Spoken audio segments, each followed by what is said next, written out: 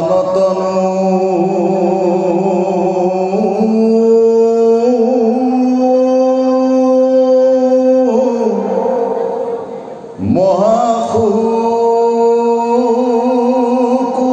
মহাসুকুমার অশ্যামতনুপিত বস্ত্রে আতি জাতিস্কার তরিত জরিত যেন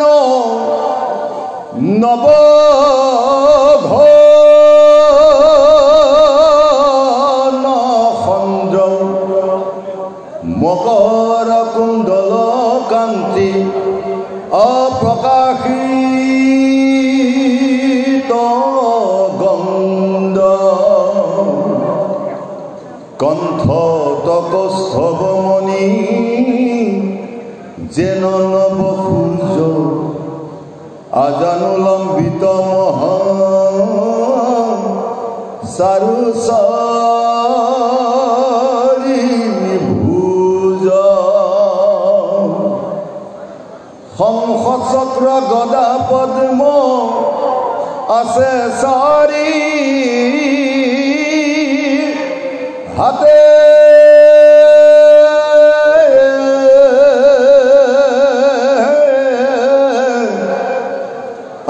ৰত্নৰ কীৰ্তি সিকি মিকি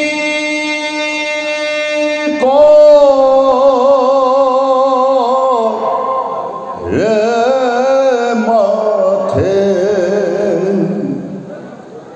আৰাম তৰুণয় অৰুণ সাৰু পঙ্কজ সন প্ৰকাশে উন্নত নাশা বসন বদন কুণ্ড কৰি দশনৈ শত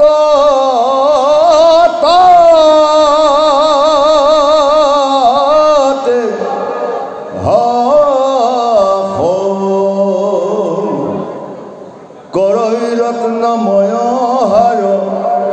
অহিয়াত প্ৰকাশ কেউৰ কংকন তাতে ঋণী জিনি ধনী কটিত কনক কাঞ্চি জলকে কিংকিনী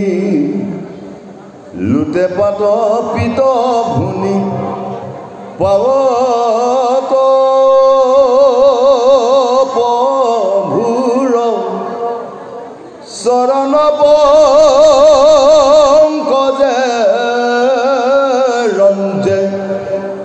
ৰত্নৰ নুপুৰ কোটি কোটি এক সখী সম শৰীৰৰ প্ৰকাশে ফুৰন্তে সন্ত গদা ধৰি চাৰি পাশে গদায়ে অস্তৰতে নিবাৰন্তে আছে দেখে ঈশ্বৰ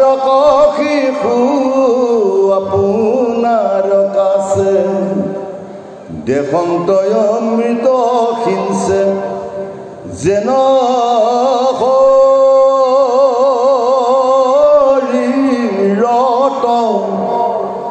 আপোনাইতো বুলি শিশু গুণন্ত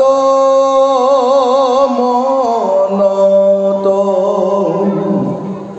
আছিলন্ত কদুখন চাই নেত্ৰ ভৰি ভৈলয়ন্ত ধ্যান পাছে আগতে চিৰি হৰি শিশু জীৱে জানি সতী ভৈল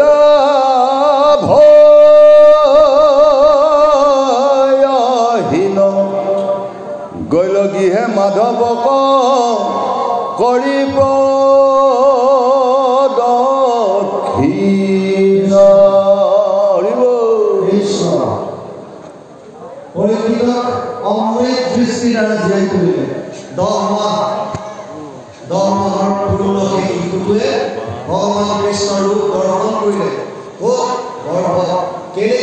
কৃষ্ণৰো বৰ সুন্দৰ বৰ্ণনা কৰিছে অঙ্গুষ্ঠ প্ৰমাণতনো মহাকুমাৰ শ্যামতনো পীতবস্ত্ৰে আমি জাতিছিলা কি সুন্দৰ কিয় দিয়ে এই ৰূপ ভগৱানৰ ৰূপৰ বৰ্ণনা বিভিন্ন ঠাইত আহিছে কিয় চাওক এই ৰূপ যদি আমি ধ্যান কৰোঁ ভাই মুখে বোলা ৰাম হৃদয়ে ধৰা ৰূপ এতেকে মুখতি পাই পাই এই স্বৰূপ আমি ৰূপটো ধ্যান কৰিবৰ কাৰণে কৃষ্ণৰ ৰূপ বৰ্ণনা কৰিছোঁ 3 ঘণ্টা এবাৰ এটা স্বৰূপ কেইজনমান মানুহে খেলি আহি আছিল আমি বাহিৰত চাকৰি কৰোঁতে দেখোঁ ভাগৱতৰ অনুষ্ঠানত এনেকৈ আপোনালোকৰ পেণ্ডেল যথেষ্ট ডাঙৰ ইয়াতকৈ আৰু ডাঙৰ য'ত 50,000ৰ পৰা 1 লাখ মানুহ সমবেত হয় আৰু তাত 3 ঘণ্টা মাত্ৰ চিৰি গোটেই ৰাত দিন চলি নাথাকে 3 ঘণ্টা বছ এনেকৈ পাঠ হৈ আছিল আৰু পাঠত ওলাইছিল প্ৰভু ভগৱন্তৰ ইয়াত শৃংগাৰ বৰ্ণনা চৌৰটো খেলি আহি আছে কেইজনমান মানুহে আৰু চৌৰটো দৌৰি দৌৰি আহি পেলাই ভগৱতৰ মাজত সোমাই গ'ল আৰু বহি গ'ল সেই সময়ত ব্যাখ্যাকাৰে বৰ্ণনা কৰি আছে শ্যাম সুন্দৰৰ এই সুন্দৰ ৰূপৰ বৰ্ণনা দেখিবলৈ কেনেকুৱা চৌৰটো একো গম নাপায় ভাগৱতৰ বিষয়ে নাজানে ব্যাখ্যাকাৰে কৈ আছে শ্যাম সুন্দৰৰ শৰীৰ অতি সুঠাম আজাদ লম্বিত বাহু পীতবস্ত্ৰ পৰিধান কৰিছে কেকৰা কেকৰি চুলি আৰু যিটো শিৰত কিৰীটি পৰিধান কৰিছে ই সোণৰ তাৰ ওপৰত ময়ূৰৰ পুষ্প ডিঙিত যি হাৰ পিন্ধিছে এয়া সোণৰ হাতত যি বাজু পিন্ধিছে ই সোণৰ কঁকালত যি কঁকালি পিন্ধিছে ই সোণৰ আৰু হাতত যিটো বাঁহী লৈ আছে এইটো সোণৰ চোৰটোৱে ভাবিছে বেটা ইমান ধনী মানুহ থাকে গোটেই সোণেৰে ভৰাই পেলালে ইয়াৰ ঠিকনাটো যদি পাই যাওঁ বেলেগৰ চুৰ কৰাৰ প্ৰয়োজনে নাই ইয়াৰ ঘৰতে হিন্দী মাৰি এতিয়া আৰু একান্ত মনে শুনিছে কেনেকুৱা কৃষ্ণৰ ৰূপ কেনেকুৱা ইয়াত সুন্দৰভাৱে কৈ গৈছে তৰিত জড়িত যেন নৱঘন খণ্ড মকৰ কুণ্ডল কান্তি প্ৰকাশিত দণ্ড কণ্ঠত কৌস্তৱমণি যেন নৱ সূৰ্য আজাদ লম্বিত মহাচাৰ চাৰিভুজ শংখ চক্ৰ গদা পদ্ম আছে চাৰি হাতে ৰত্নৰ কিৰীটি চিকি মিকি কৰে মাথে শ্যাম সুন্দৰে বৰ্ণনা কৰি গৈছে চোৰটো একান্ত মনে শুনি আছে বেটাৰ এড্ৰেছ ল'বই লাগিব আৰু ৰূপটো ধ্যান কৰি লৈছে কেনেকুৱা মিঠা বৰণীয়া সুন্দৰ সুঠাম দেহা আৰু আজাদ লম্বিত বাহু কীৰ্তি পৰিধান কৰিছে সোণৰ ওপৰত এডাল ময়ূৰৰ পাখি কৰ্ণত কুণ্ডল সোণৰ ডিঙিত হাৰ সোণৰ হাতত বাজু সোণৰ বাংশী ব্যাখ্যাকাৰে কথা কৈ শেষ হ'ল 3 ঘণ্টা শেষ হ'ল মানুহ চব বৰপ্ৰসাদ ল'বৰ কাৰণে ইফালে সিফালে গ'ল ই লাহে লাহে ব্যাখ্যাকাৰৰ ওচৰত আহি গ'লে প্ৰভু ঈশ্বৰ আপুনি যিজন শ্যাম সুন্দৰৰ সুন্দৰ বৰ্ণনা কৰি আছিল ৰূপৰ বৰ্ণনা কৰি আছিল এই শ্যাম সুন্দৰৰ ঠিকনাটো লিখি দিয়ে ক'ত লগ পাম গম নাপাইছোঁ ব্যাখ্যাকাৰে ভাবিলে 2 ধৰণৰ ভকত থাকে এবিধ ৰসিক হৈ যায় ভাগৱতৰ কথা শুনি শুনি ৰসত মগ্ন হৈ যায় ৰসিক আৰু এবিধ ভাৱত বিভোৰ হৈ যায় ভাবুক আবেগিক হৈ যায় কৃষ্ণৰ কথা শুনি শুনি কান্দি থাকিব চকু পানী ওলাই থাকিব ভাৱত বিভোৰ ব্যাখ্যাকাৰে ভাবিলে এই তেনেকুৱা ধৰণৰ ভকত গতিকে ক'লে উপায় এড্ৰেছৰ প্ৰয়োজন নাই আমাৰ ইয়াৰ পৰা তই ৰেলৱে ষ্টেচনত যা বৃন্দাবনলৈ যা 1 ৰাতি যাত্ৰা বৃন্দাবনত নামিবি ট্ৰেইন ষ্টেচনৰ পৰা ওলাবি যাকেই সোধ শ্যাম সুন্দৰৰ ঘৰ ক'ত তোক দেখুৱাই দিম ই ভাবিছে হয়তো ধনী মানুহ চবেই চিনি পাইছে গতিকে খোৱা বোৱা বাদ দিলে ৰূপটো হৃদয়ত ধাৰণ কৰিলে শ্যাম সুন্দৰৰ ৰূপ ধাৰণ কৰিলে আৰু তাৰ পৰা দৌৰিছে ৰেলৱে ষ্টেচন ট্ৰেইনত উঠিল খোৱা বোৱা নাই কেৱল ৰূপ ধাৰণ ধ্যান কৰি আছে কেনেকৈ লগ পাওঁ শ্যাম সুন্দৰ কেনেকৈ বস্তুখিনি চুৰ কৰিব পাৰে আৰু বৃন্দাবনত নামিয়েই ট্ৰেইন ষ্টেচনৰ পৰা বাহিৰলৈ আহি যাকে পাইছে তাকে সুধিছে প্ৰভু ঈশ্বৰ এই শ্যাম সুন্দৰৰ ঘৰ কোনফালে লগ পাম তেওঁলোকে মন্দিৰবিলাক দেখুৱাই দিয়ে আৰু মন্দিৰত ভগৱান কৃষ্ণৰ যুগল মূৰ্তি আছে ৰাধা কৃষ্ণ বোলে ইয়াৰ বিচৰা নাই অৰিজিন লাগে অৰিজিন কৃষ্ণ ক'ত আৰু বিচাৰি আছে গোটেই গৰমত অৱস্থা নাই ঘামি জামি লুটুৰি পুটুৰি গোটেই বেলি লহিয়াবলৈ ধৰিলে আবেলি হ'বলৈ ধৰিলে এজন বুঢ়া মানুহক দেখা পালে সেইজনো ভাৱত বিভোৰ হৈ আছে, কৃষ্ণময় হৈ আছে। তেওঁ কৈ শুনিলে, দেউতা ঈশ্বৰ, ৰাতিপুৱাৰ পৰা শ্যাম সুন্দৰ ঘৰ বিচাৰি ফুৰিছোঁ, পোৱা নাই, আপুনি অনুগ্ৰহ কৰি কওকচোন তেওঁ ক'ত লগ পাম। বুঢ়াই বেলিটোলৈ চালে, চাই কৈছে বেলিটো লহিয়াইছে। এটা কাম কৰক উপায়, তই এই সময়ত নিধিমনৰ ফালে যা, তাতে গৰু চৰাই আছে। ই ভাবিলে ইমান ধনী মানুহ এটা গৰু চৰাই আছে, এনেকুৱা কি হবি? তাৰপৰা ভাবিলে হ'ব পাৰে কিছুমান ধনী মানুহে বৰশী বাই ভাল পায়, কিছুমানে বাইক চলাই ভাল পায়, কিছুমানে চাইক্লিং কৰি ভাল পায়, এইজনৰ চাগে পচন্দ হৈছে গৰু চৰাই। আৰু যিয়ে হওক বনৰ মাজত যেতিয়া অকলে পাম তাতে হেঁচা মাৰি ধৰি গোটেইবিলাক বস্তু কাঢ়ি লৈ আহি মনত ভাৱ আৰু যিফালে দেখুৱাই দিলে বনলৈ গ'ল। বিচাৰি ফুৰিছে কাক? শ্যাম সুন্দৰ। মনত ৰূপ ধ্যান কৰি দিছে, বাকী বাকী গৰখীয়াবিলাক দেখিছে, কিন্তু যিজনৰ ৰূপ ব্যাখ্যাকাৰজনে বৰ্ণনা কৰিছিল, শ্যাম সুন্দৰ, শ্যাম বৰণীয়া, পীত বস্ত্ৰ, হালধীয়া বস্ত্ৰ পৰিধান, কেঁকুৰা কেঁকুৰি চুলি, সোণৰ কিৰিটি, ময়ূৰৰ পাখি, হাতত সোণৰ বাংশী, সেইজনক বিচাৰি ফুৰিছে, পোৱা নাই। সন্ধিয়া সময় হৈ গ'ল, পোৱা নাই। শেষত জোৰত জোৰত চিঞৰিবলৈ ধৰিলে, হে শ্যাম সুন্দৰ, হে শ্যাম সুন্দৰ। ভগৱানে অৰ্জুনক গীতাত কৈছে যে যথা মন্ত্ৰ পদ্যন্তে তাম সদৈৱ ভজন্তে। মোক যোনে যেনেকৈ বিচাৰে মই তাক তেনেকৈ দৰ্শন দিম। আৰু চৌটোৰ সন্মুখত এই যিটো ৰূপ ধ্যান কৰি আছিল হৃদয়ত, যিটো ব্যাখ্যাকাৰে বৰ্ণনা কৰিছিল, সেই ৰূপত তেওঁৰ সন্মুখত থিয় দিলে ভগৱান শ্যাম সুন্দৰ। চৌটোৱে ভগৱানক দেখাৰ লগে লগে তাৰ সূৰ্য বৃত্তি নাইকিয়া হৈ গ'ল। চুৰ কৰাৰ ভাওনা শেষ। আপুনি অন্ধকাৰ ৰুম এটাত যেতিয়া চুইচ দিব লাইটৰ, যেতিয়া পোহৰ হ'ব, তেতিয়া আপোনাৰ তাত আন্ধাৰৰ তিল মানুহ নাথাকে, প্ৰকাশ সময় হৈ গ'ল। কৃষ্ণক দেখা পোৱাৰ লগে লগে হৃদয়ৰ মলিনতা, কপটতা চব শেষ, ভক্তি বস্তু জাগ্ৰত হৈ গ'ল। ভগৱানে কৈছে, সেই বক্স তুমি মোক ইমানকৈ কিয় বিচাৰিছা? কি লাগে কোৱা? সি কৈছে, প্ৰভু একো নালাগে, একো নালাগে, মই গম পোৱা নাছিলোঁ তুমি কোন, মই গমেই পোৱা নাছিলোঁ কোন শ্যাম সুন্দৰ, কি কথা। প্ৰভু এতিয়া মই চব বুজি পালোঁ, কোটি কোটি ব্ৰহ্মাণ্ডৰ নায়ক তুমি, মোক একো নালাগে তোমাৰ। ভগৱানে কৈছে, মই জানিছোঁ তুমি কি বিচাৰিছিলা, লোৱা এইবিলাক চব খুলিলে, হাতৰ কামৰ চব খুলি টোপোলা কৰিবলৈ দি দিলে, লোৱা, এয়া বিচাৰি তুমি ইয়ালৈ আহিছা। সি ক'লে, প্ৰভু ক্ষমা কৰিব, মই পৃথিৱীত দ্বিতীয় এজন এনেকুৱা ব্যক্তি দেখা নাই যাৰ শৰীৰত আপোনাৰ এই অলংকাৰে শোভা পাব, নালাগে মোক এয়া। ভগৱানে ক'লে, কিন্তু মোৰ দৰ্শন অথলে নাযায়, কিবা এটা লোৱা, বৰ লোৱা। সি ক'লে, প্ৰভু যদি বৰ দিব বিচাৰিছা এটাই বৰ দিয়া, কি লাগে কোৱা? মই যেতিয়াই তোমাৰ দৰ্শন কৰিব বিচাৰোঁ তুমি এইটো ৰূপত মোক দৰ্শন দিবা। বাহ, কি ভগৱানৰ কি মনোভাৱ আছে। আন একো বিচৰা নাই, যেতিয়াই মই তোমাক চাব বিচাৰোঁ মোক তুমি দৰ্শন দিবা। ভগৱানে ক'লে, তথাস্তু। অন্তৰ্ধান হৈ গ'ল। আৰু চৌটো তাৰ পৰা পুনৰ দৌৰিছে ট্ৰেইন ষ্টেচন, ৰাতি আকৌ ট্ৰেইনত উঠিছে,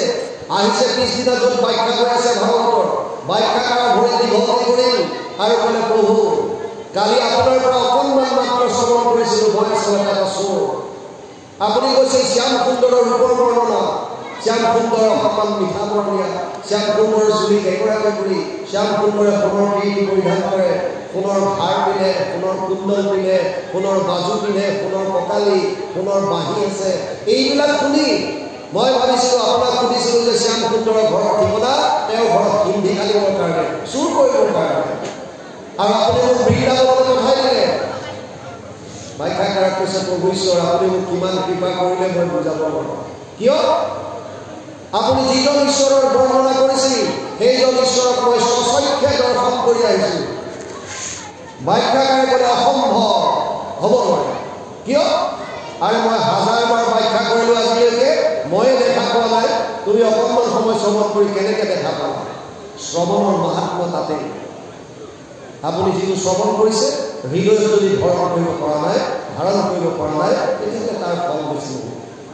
যিটো শুনিছে তাক হৃদয়গম কৰক, তাক আচৰণত আনিবলৈ চেষ্টা কৰক প্ৰতিটো মুহূৰ্ত, তেতিয়া আপোনাৰ ভাগৱত শুনাৰ আনন্দ হ'ব। ব্যাখ্যাকাৰজনে ক'লে, মই মানিব নোৱাৰোঁ। সি ক'লে, হয় সেই প্ৰভু ঈশ্বৰ মই সঁচাকৈ দেখি আহিছোঁ। ব্যাখ্যাকাৰজনে খুব দুখ কৰিছে, কান্দিছে। চোৰটোৱে ক'লে, হে প্ৰভু ঈশ্বৰ अखंड मंडलाकारं व्याप्तं येन चराचरं तद पदं दर्शितं येन तस्मै श्री गुरुवे नमः যিজনে অখণ্ড মণ্ডলাকাৰ ব্যাপ্ত হৈ থকা প্ৰভু ঈশ্বৰৰ চৰণ কমল দৰ্শন কৰাই দিয়ে সেইজন মোৰ কাৰণে গুৰু আৰু যিহেতু আপুনি মোক ভগৱন্তৰ দৰ্শন কৰাই দিলে আপুনি মোৰ গুৰু হ'ল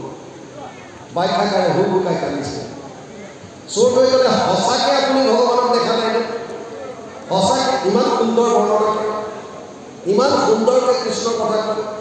আপুনি সঁচাকৈ দেখা নাই বোলে নাই দেখা মই তেওঁৰ ৰূপটো মাত্ৰ হৃদয়তে ধাৰণ কৰি থাকোঁ মই সঁচাকৈ দেখা পোৱা নাই বোলে আপুনি চিন্তা কৰিব নালাগে মই আপোনাক ভগৱানক দেখা আৰু লগে লগে ভগৱানক প্ৰাৰ্থনা কৰিলে হে প্ৰভু তুমি মোক কথা দিছিলা যেতিয়া তোমাৰ দৰ্শন বিচাৰোঁ তুমি মোক দৰ্শন দিবা প্ৰভু মোক দৰ্শন দিয়া আৰু ভগৱানে লগে লগে তেওঁ যিটো ৰূপত তেওঁ ধ্যান কৰি আছিল সেই ৰূপত দৰ্শন দিলে এতিয়া চোৰটোৱে ব্যাখ্যাকাৰে কৈছে প্ৰভু ঈশ্বৰ আপোনাৰ সন্মুখত ভগৱান আপুনি চাওক ব্যাখ্যাকাৰে কৈছে ক'ত মইতো একো দেখা নাই মই একোৱে দেখা নাই যেতিয়ালৈকে আমাৰ মনত মলিনতা থাকিব কপটতা থাকিব আমাৰ হৃদয়তে থকা ঈশ্বৰক আমি দৰ্শন নাপাওঁ আমি দেখা নাপাওঁ আমাৰ কপটতা আছে মলিনতা আছে খুব কান্দিছে চোৰটোৱে প্ৰভু ভগৱানৰ ওচৰত প্ৰাৰ্থনা কৰিলে ভগৱানৰ কৃপা কৰা এইজন মোৰ গুৰু মই এটা চোৰ অসৎ কৰ্মত লিপ্ত হৈ থকা চোৰ এই গুৰুজনৰ অকণমান ব্যাখ্যা শুনাৰ পাছতে মই আপোনাক বিচাৰি বৃন্দাবনলৈ গ'লোঁ আৰু তাত মই তোমাৰ দৰ্শন পালোঁ আৰু যদি যিজনে মোক তোমাৰ দৰ্শন কৰাই দিলে সেইজন গুৰুৱে যদি তোমাৰ দৰ্শন নাপায় তেতিয়াহ'লে মোৰ জীৱনটো অথলে যাব হে প্ৰভু কৃপা কৰা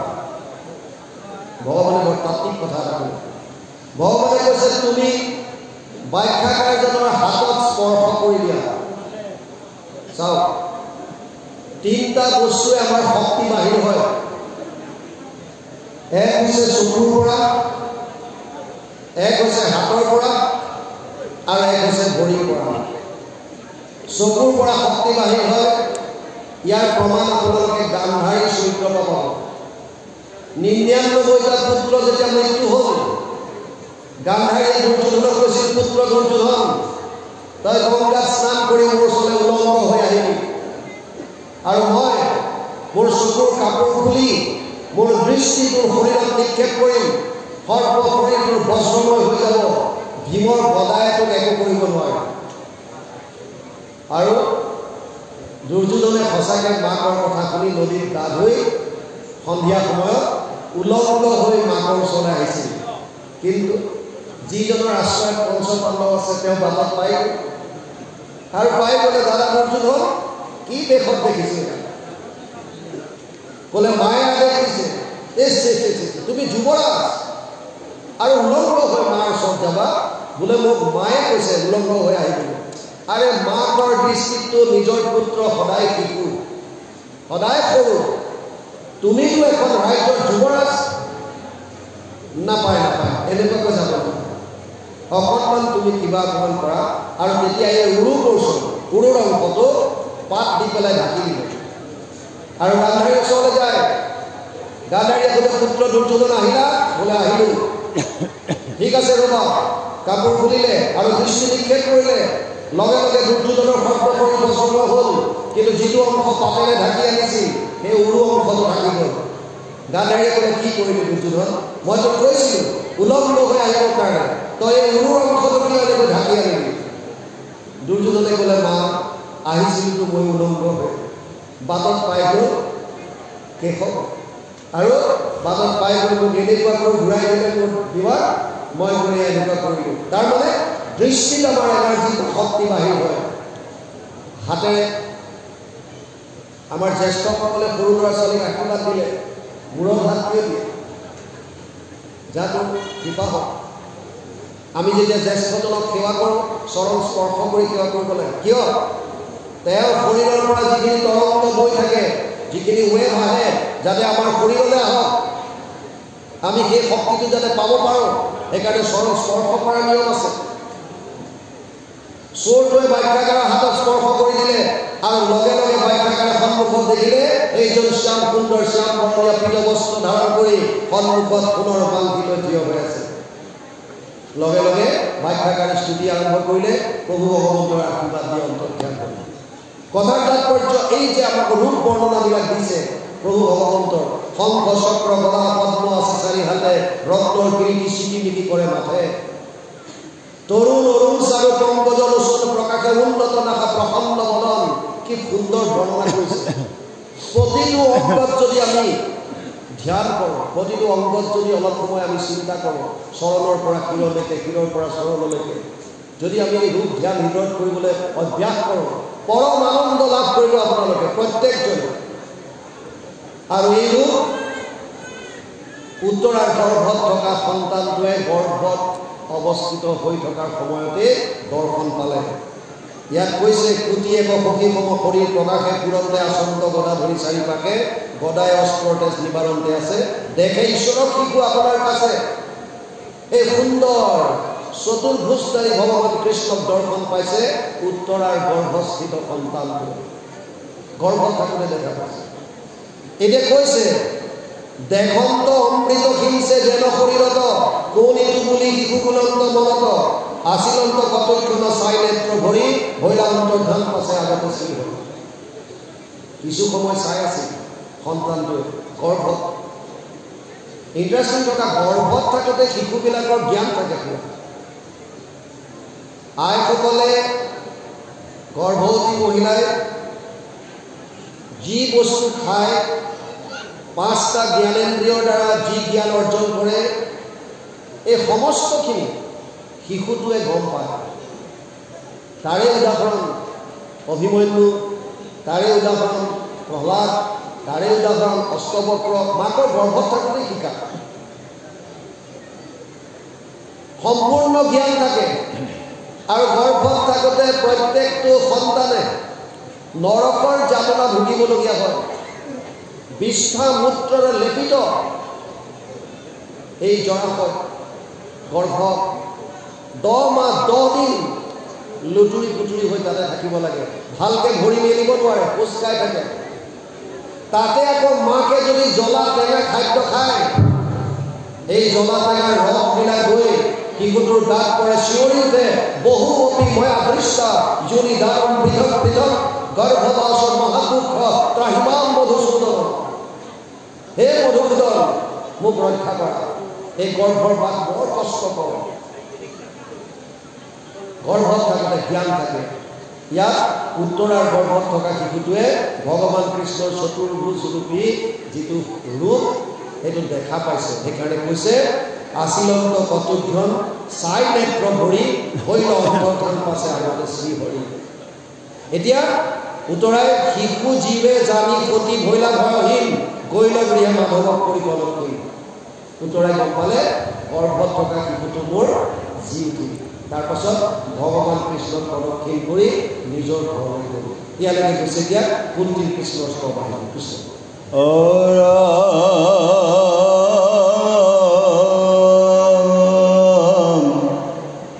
চলিবাক শান্ত্ৰ কৃষ্ণ কুন্তী হে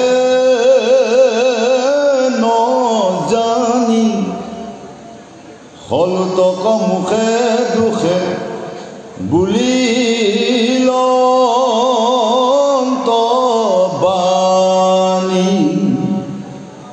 এহে কৃষ্ণ কৃষ্ণ বাপ কৰো প্ৰণিপাত পৰম ঈশ্বৰ তুমি জানিলো সাক্ষাৎ দৈৱকী নন্দন নন্দ কুমাৰ গোবিন্দ নমো নমো মুকুন্দ চৰণ অৰবিন্দ নমো নাভি পংকজ কজমালাধাৰ নমো নেত্ৰ পংকজ কজ পাওচাৰ নমো ভকতৰ চিত্ৰ পিত্ৰ অধিষ্ঠত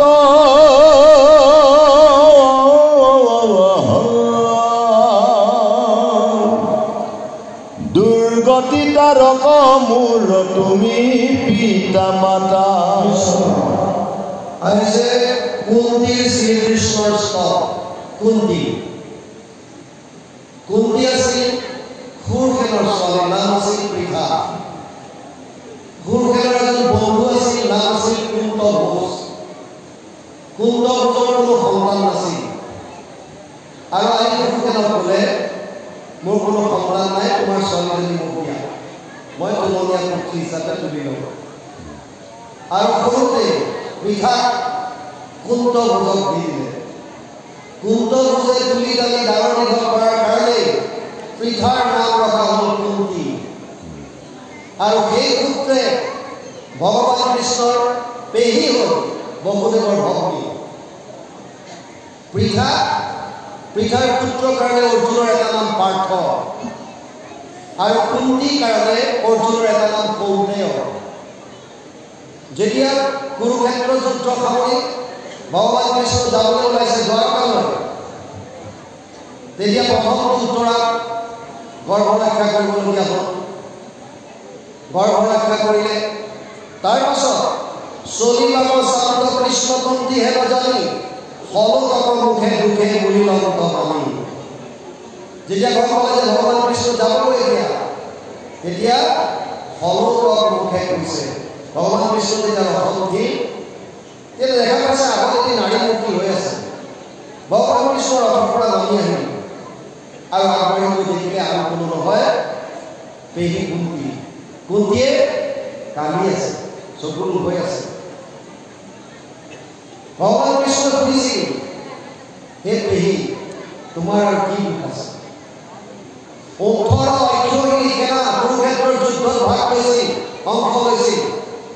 এক অক্ষৌহিণী সেনা 2,18,700 18 অক্ষৌহিণী সেনাৰ ভিতৰত মাত্ৰ 11 জন বাচিছিল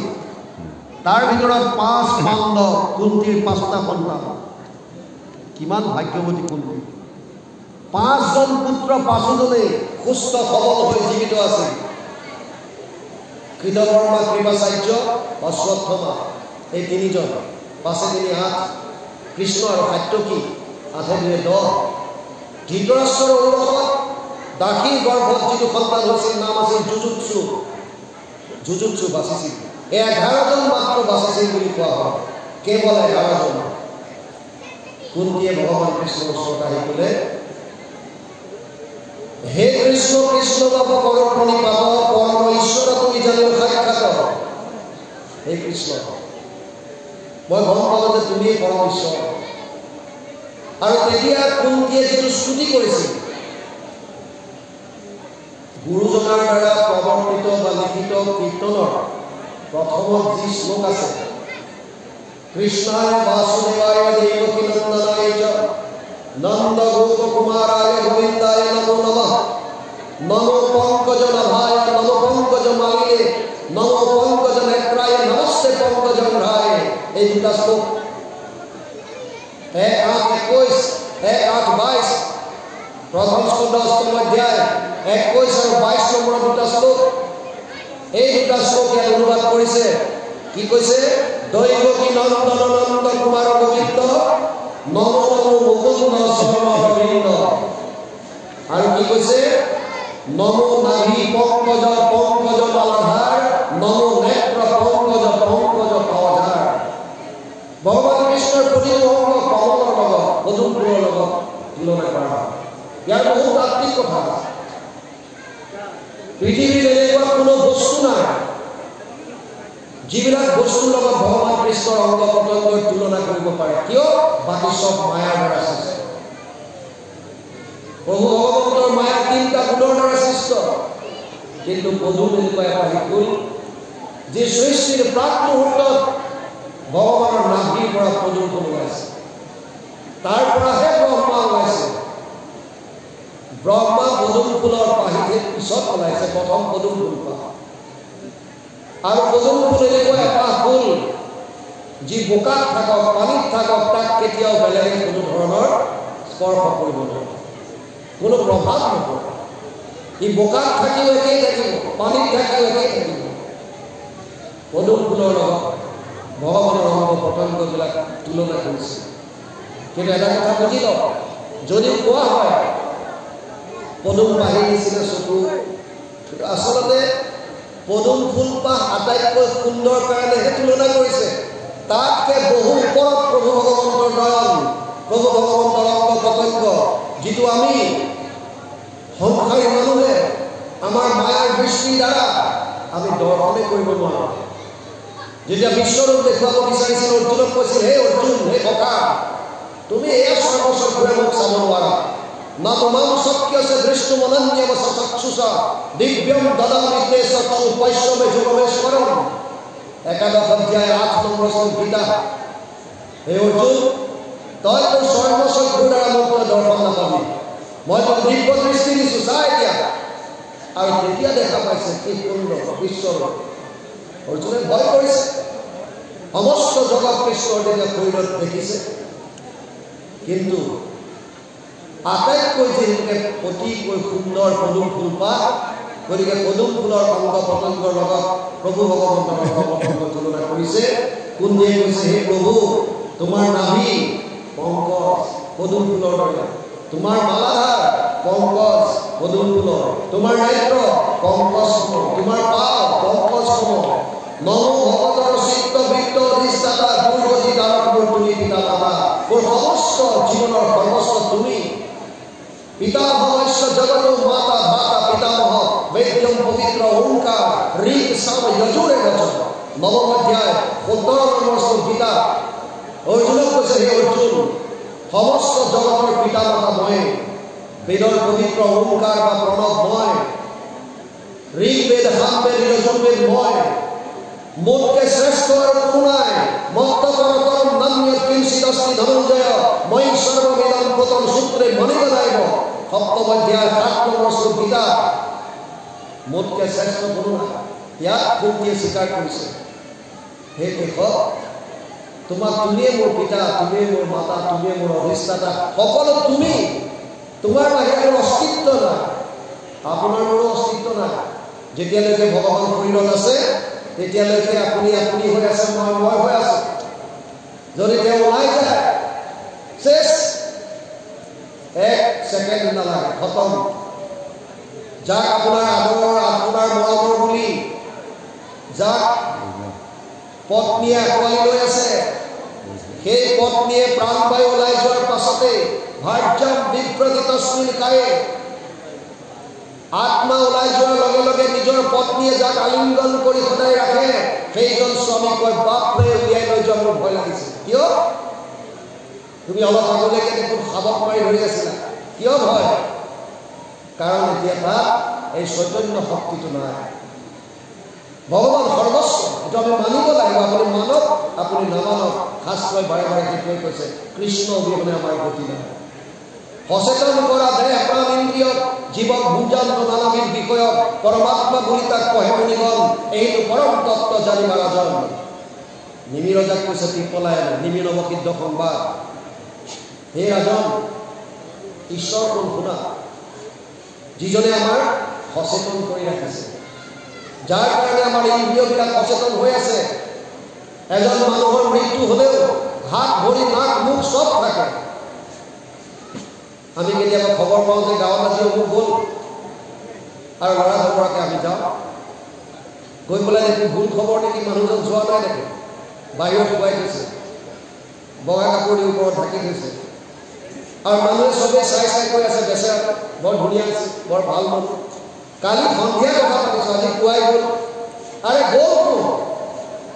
যিজনক তুমি কালি পাইছিলা সেইজনে দেখোন শুই আছে, বগা কাপোৰ দি ঢাকি থৈছে, গ'ল কোন? একেই হাত, একেই ভৰি, একেই নাক, একেই মুখ,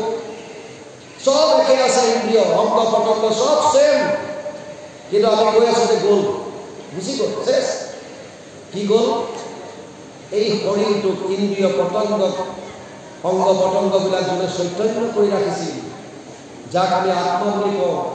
আত্মাৰ লগত পৰমাত্মা অনবৰত থাকে, ভগৱান অহৰহ থাকে। এই শক্তি ওলাই গ'ল, কুন্তিয়ে গম পাইছে। তেওঁৰ অবিহনে মোৰ জীৱনত কোনো কাম নাই সেইকাৰণে ক'লে কি বুলি কৈছে নমো ভকতৰ চিত্ত বৃত্ত অধিষ্ঠাতা দুৰ্গতি তাৰক মোৰ তুমি পিতা মাতা ভকতৰ মন সকলো টকা ধন সম্পত্তি যত যিমান আছে সব তুমি আৰু মোৰ কাৰণে তুমিয়ে মোৰ মাতা তুমিয়ে মোৰ পিতা ইয়ালৈকে কৈছে কৃষ্ণ বিষবহ্নি ৰাক্ষসৰ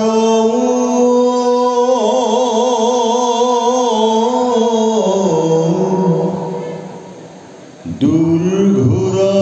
বনবাস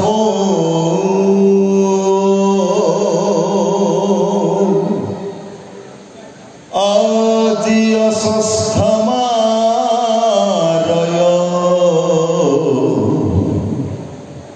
স্তত যাওঁ না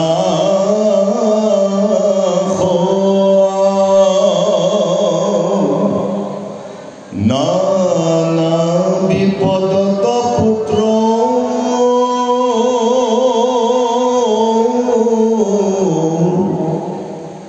সমেয়াস ৰাখি সতকে শিশুক যেন ঢাকি থাকে পাখি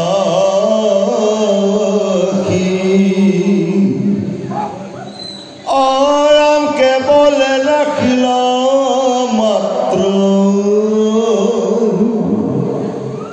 সিটো দৈৱ কি জানিলো মুতেখে স্নেহ মাতৃতুই অধিক সেহি সেহি আপদয় আমাৰ অভিমত তোমাক দেখিবে পাওঁ যিটো আপদ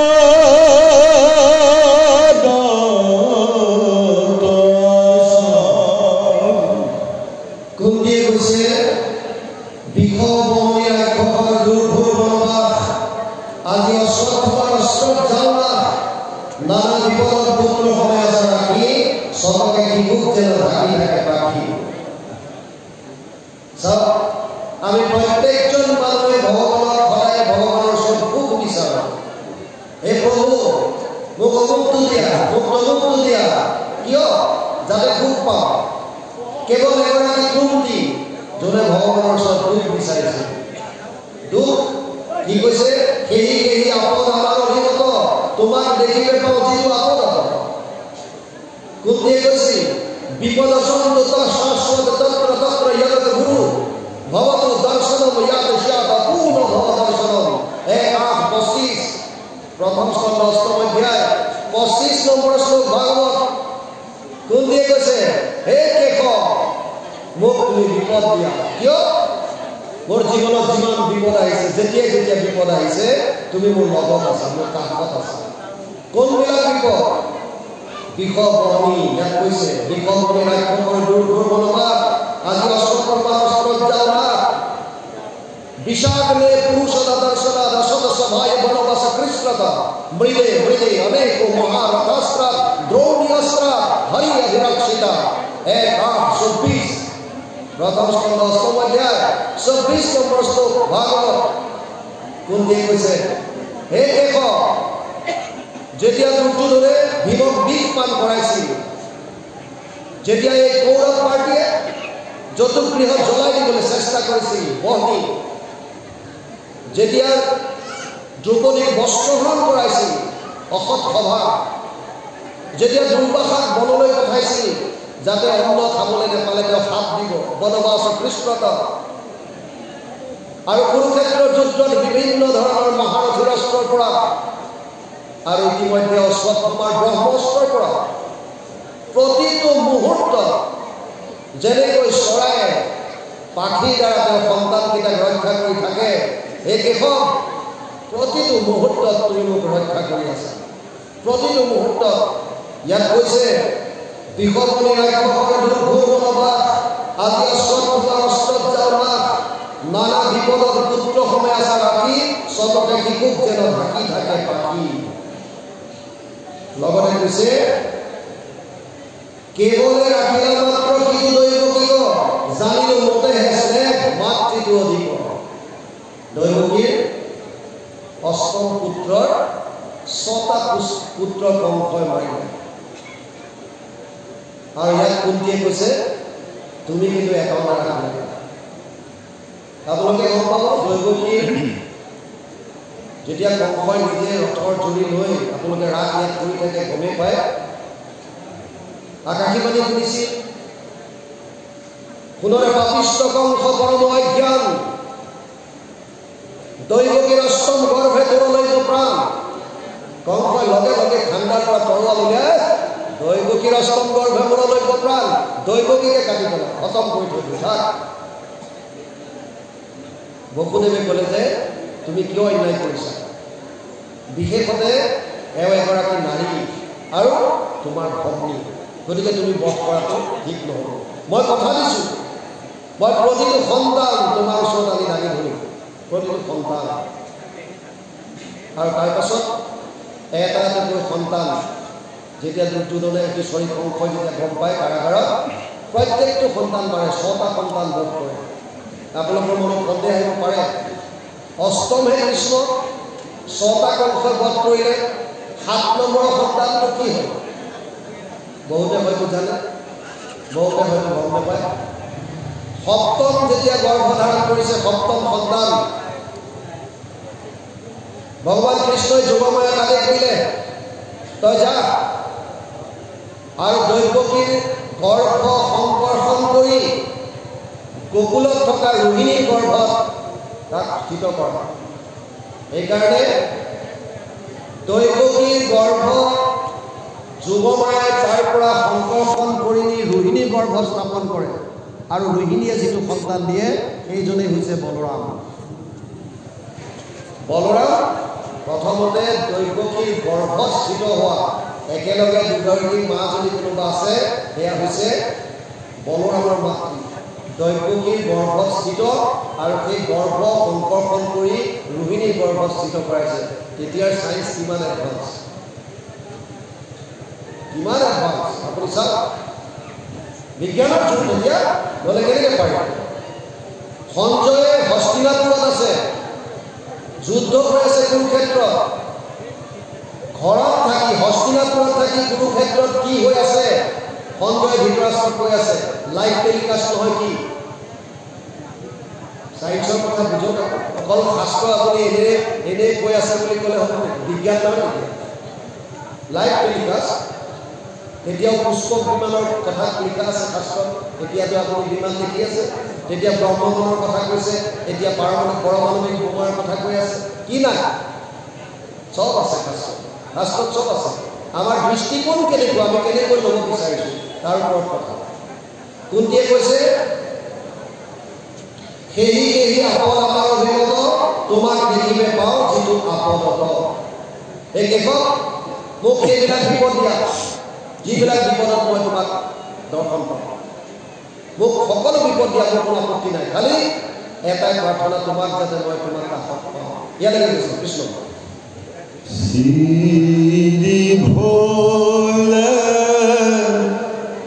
ভুলে মন কৰে না কাম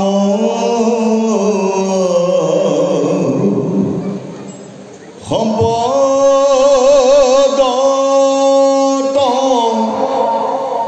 নপলে বাকত নাম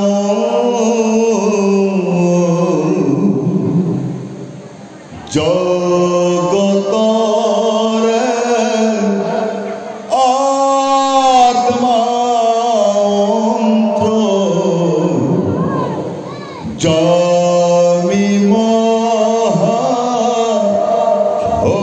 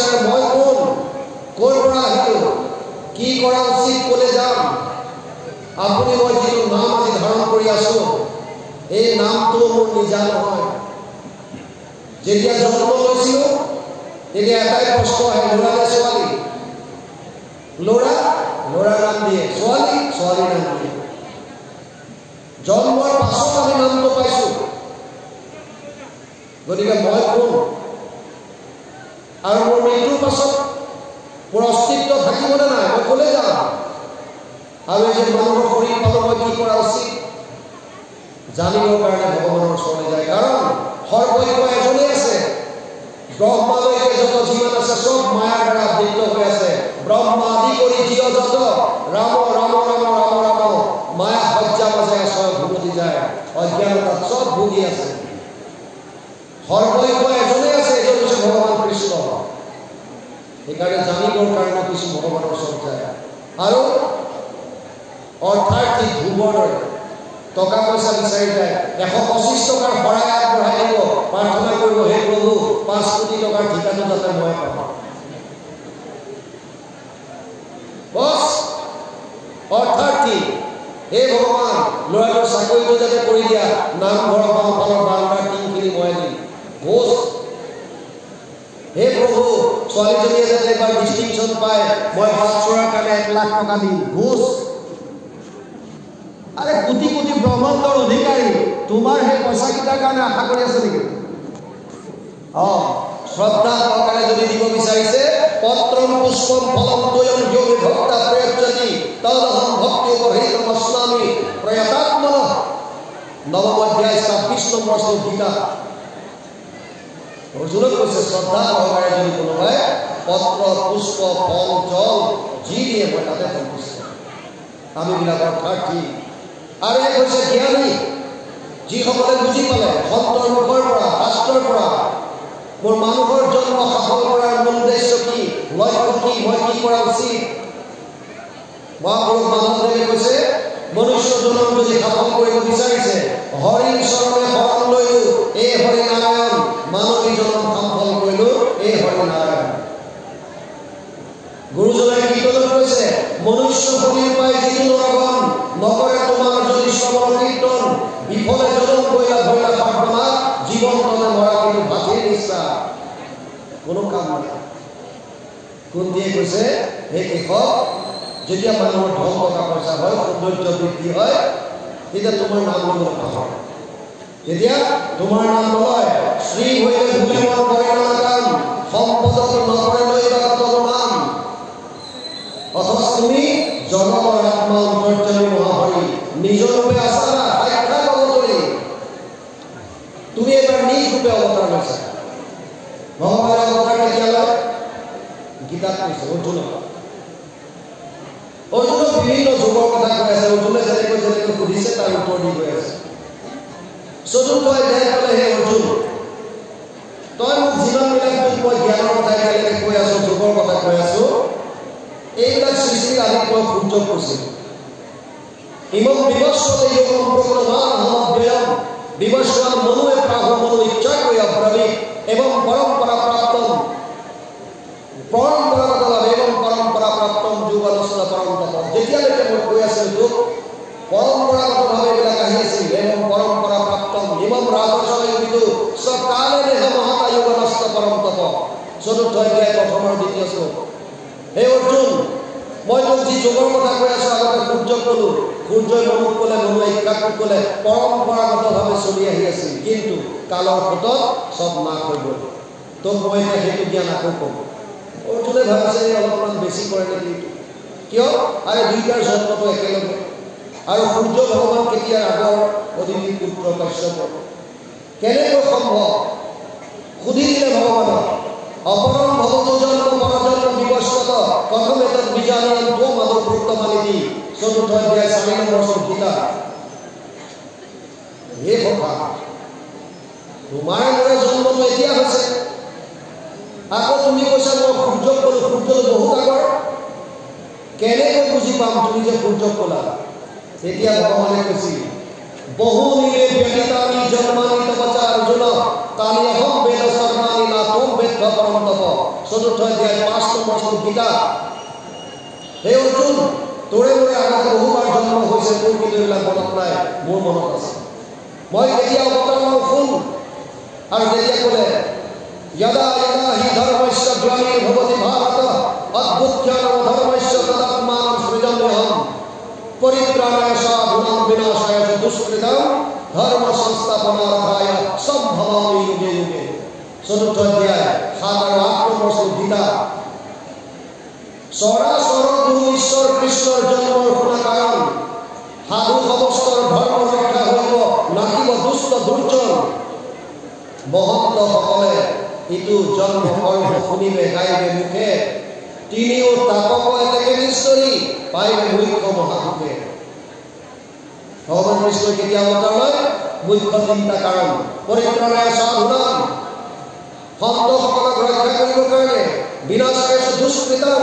দুষ্কৃতিকাৰীক নাশ কৰিবৰ কাৰণে ধৰ্ম সংস্থাপনা হয় ধৰ্ম পুনৰ সংস্থাপন কৰিবৰ কাৰণে তিনিটা মুখ্য কাৰণ ভগৱানে আৰু জন্ম কৰ্ম চবে দিব্যম এবং যো ব্যক্তি তত্ত্বতঃ ত্যক্ত্বা দেহ পুনৰ্জন্ম নেতি মামেতি পাণ্ডৱ চতুৰ্থ অধ্যায় 9 নম্বৰ শ্লোক গীতা মোৰ অৱতাৰ লোৱাৰ আৰু এটা কাৰণ হৈছে মোৰ জন্ম কৰ্ম চব দিব্য এই জন্ম কৰ্মৰ বিষয়ে যদি ভকতসকলে বুজি লয় শৰীৰ ত্যাগ কৰাৰ প্ৰাক মুহূৰ্তত যদি তত্ত্বটো গম পায় তেতিয়াহ'লে তেওঁলোকে আৰু পুনৰ আহিব নালাগে মুক্তি পাব কুন্তীয়ে কৈছে তুমি এবাৰ নিজৰ ৰূপে আছা সাক্ষাৎ অৱতৰী কেহ বোলে বংশ বিস্তাৰিত যাদৱৰ কেহ বোলে কীৰ্তি বঢ়াই থকা পাণ্ডৱৰ কেহ বোলে ভূমিভাৰ হৰিণৰ প্ৰতি কয় নানা হেতু যাৰ যেন লয় প্ৰতি কোনোবাই কৈছে যাদৱ বংশ বিস্তাৰ কৰিবৰ কাৰণে তুমি অৱতাৰ লৈছা কোনোবাই কৈছে পাণ্ডৱৰ কীৰ্তি বঢ়াবৰ কাৰণে তুমি আহিলা কোনোবাই কৈছে ভূমিভাৰ হৰণ কৰিবৰ কাৰণে তুমি আহিলা যাৰ যেনেকুৱা মতি সকলোৱে তেনেকৈ কৈ আছে কৃষ্ণ কি অৱতাৰ লৈছে এই কথাটো কুন্তীয়ে সুন্দৰভাৱে দাঙি ধৰিছে কৃষ্ণ কাম্য কৰ্ম কৰি মৰে যত মোহমতি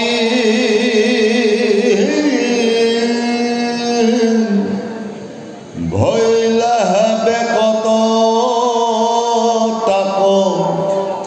নিস্তৰিবে প্ৰতি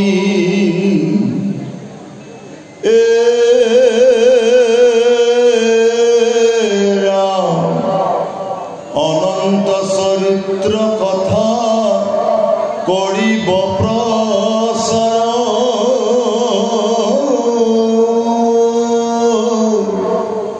শ্ৰৱণ কীৰ্তন কৰি তৰুক সংসাৰ মহাজ্ঞানী গণে বোলে হেন সে যুগুতি জানু জগতকে দিবাই বাৰ মুকুতি ভৈলাহা বিদিত আখি আপুনি ঈশ্বৰে তোমাকে হেন জানি কুমতি নৰমৰে শুনৈ গাঁও স্মৰৈ যিটো তোমাৰ কথা কওঁ আনে কৰে কীৰ্তন সংসেতা সম্বাক অচিৰকালতে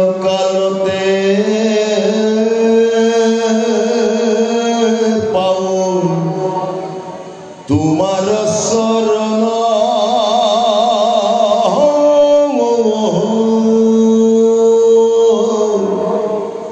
और दुनाई नहीं तारो जन्म मरण পৰে কৈছে কাইম কৰ্ম কৰি মনে যত ভ্ৰমতি ভৈলাহা বেগত তাক নিস্তাৰিবে প্ৰতি কাইম কৰ্ম কৰি মনে যত ভ্ৰমতি কাইম কৰ্ম কোনবিলাক যিবিলাক ইন্দ্ৰিয়ৰ প্ৰীতি সাধনৰ কাৰণে আমি কৰি আছো দিনৰা খাবলৈ মন গৈছে খাইছো শুবলৈ মন গৈছে শুই আছো আহাৰ নিদ্ৰা ভয় মিথুনাংশ শ্ৰৱণ ভিতৰত প্ৰস্তুতি যিমানবিলাক যি মন গৈছে তাকে কৰিছো ইন্দ্ৰিয়ৰ প্ৰীতি সাধনৰ কাৰণে কেতিয়াবা কিবা খাব মন গৈছে এই পৌষ্টিক হয়নে নহয় সাত্বিক হয়নে নহয় চিন্তা কৰাৰ সময় নাই মন গৈছে খাইছো, মন গৈছে গৈছো, মন গৈছে শুইছো, যাৰ যি মন গৈছে কামনা যেনেকুৱা আহিছে আমি তাকে কৰি আছো। কুন্তীয়ে কৈছে কাম্য কৰ্ম কৰি মৰে যত মূঢ়মতি ভৈৰা বেগত তাক নিস্তাৰিবে প্ৰতি। চাওক, আমি কৰবাত গ'লে আমাক কমিটিৰ মানুহে কয় যে আজিকালি যুৱ সমাজ বিপথে পৰিচালিত হৈছে, আপুনি দুআষাৰ অকণমান কৈ দিব। আমি কওঁ প্ৰায় জেগাত যে যুৱচাম এটা দিনতে বেয়া হৈ গৈছে, এদিনত কোনোবা বেয়া হৈছিল? অসম্ভৱ। এদিনতে কোনো বেয়া নহয়, ক্ৰমাগতভাৱে বেয়াৰ ফাললৈ ঢাল খাই থাকে। আৰু তাৰ কাৰণে আমি অভিভাৱক সকলো জগৰীয়া। কিয়? ইয়াত আচৰতি শ্ৰেষ্ঠ তত্ত্বদেৱ ইতৰজন স্বয়ং প্ৰমাণন কৰোঁতে লোকাস্তদানুবৰ্ততে। তৃতীয় অধ্যায় 21 নম্বৰ গীতা। জ্যেষ্ঠজনে শ্ৰেষ্ঠজনে যেনেকুৱা আচৰণ কৰে উঠি অহা চামে তাকে অনুসৰণ কৰে। আপুনি মই কেনেকুৱা কৰিছোঁ? এটা ল'ৰাক ফাঁচি দিবৰ কাৰণে লৈ গৈছে, জেইলাৰ লগত আছে দুজন গাৰ্ড আৰু ফাঁচি কাঠত ওলমাবৰ কাৰণে নিছে। হাত বান্ধি থোৱা আছে। জেইলাৰে সুধিছে তোৰ অন্তিম ইচ্ছা কিবা আছে নেকি? সি কৈছে হয় আছে। কি? মই মাক এবাৰ দেখা কৰিব বিচাৰিছোঁ, কিবা এটা ক'বলগীয়া আছে মা। জেইলাৰে ক'লে ঠিক আছে, গাড়ী পঠিয়াই দিলে মাকক লৈ আহিম। আৰু তাক ক'লে মাৰ আহিল, তই কি ক'বলগীয়া আছে ক। সি বোলে মই মনে মনে মাক কথা এটা ক'ম, কানে কানে। আৰু মাকক বোলে ওচৰলৈ যাওক। মাকে গৈ তাৰ মুখৰ ওচৰত কাণখন পাতি দিলে। কাণখন মুখৰ ওচৰত পোৱাৰ লগে লগে তাৰতো হাত বান্ধি থোৱা আছে, কামোৰ মাৰি কাণখন ধৰিলে আৰু ছিঙি লৈ গুচি গ'ল। লগে লগে বন্দুকধাৰী দুটাই গেলিৰে মাৰি তাক বগৰাই দিলে। জেইলাৰে ক'লে কেনেকুৱা এটা অভদ্ৰ পানী, এই মৃত্যুৰ জাষ্ট এটা ক্ষণ আগত তই এতিয়াও এনেকুৱা এটা অন্যায় কৰিলি, তোৰ মাতৃৰ কাণ ছিঙি আনিছ কামোৰ মাৰি, কিয় ছিঙিলি? সি কৈছে ছাৰ, আপোনাৰ দৃষ্টিত আজি মই অপৰাধী, মই মানিছোঁ, হয় মই মাৰ্ডাৰ কৰিলোঁ, মই হত্যা কৰিলোঁ, মই অপৰাধী, কিন্তু মই সমাজলৈ এটা বাৰ্তা দিব পাৰিছোঁ, বিচাৰিছোঁ। কি বাৰ্তা? সি ক'লে যেতিয়া মোৰ বয়স 5 বছৰ আছিল, যেতিয়া প্ৰথম মই স্কুললৈ গৈছিলোঁ, প্ৰথম দিনা মই মোৰ কাষত বহা ল'ৰাটোৰে বেগত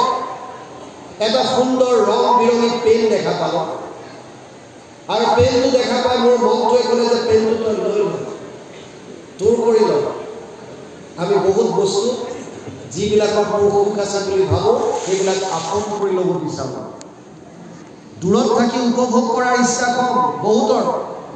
আপুনি ফুলনি বাগিচা এখনত গৈছে, এপাহ ধুনীয়া ফুল বাগিচাখনত ধুনীয়া হৈ আছে, আপুনি ছিঙি আনিব বিচাৰে, মোৰ কৰিব। কিয়? তাতে উপভোগ কৰ, যেনেকৈ আছে তেনেকৈ কৰ, না মোৰ কৰিব। নিজৰ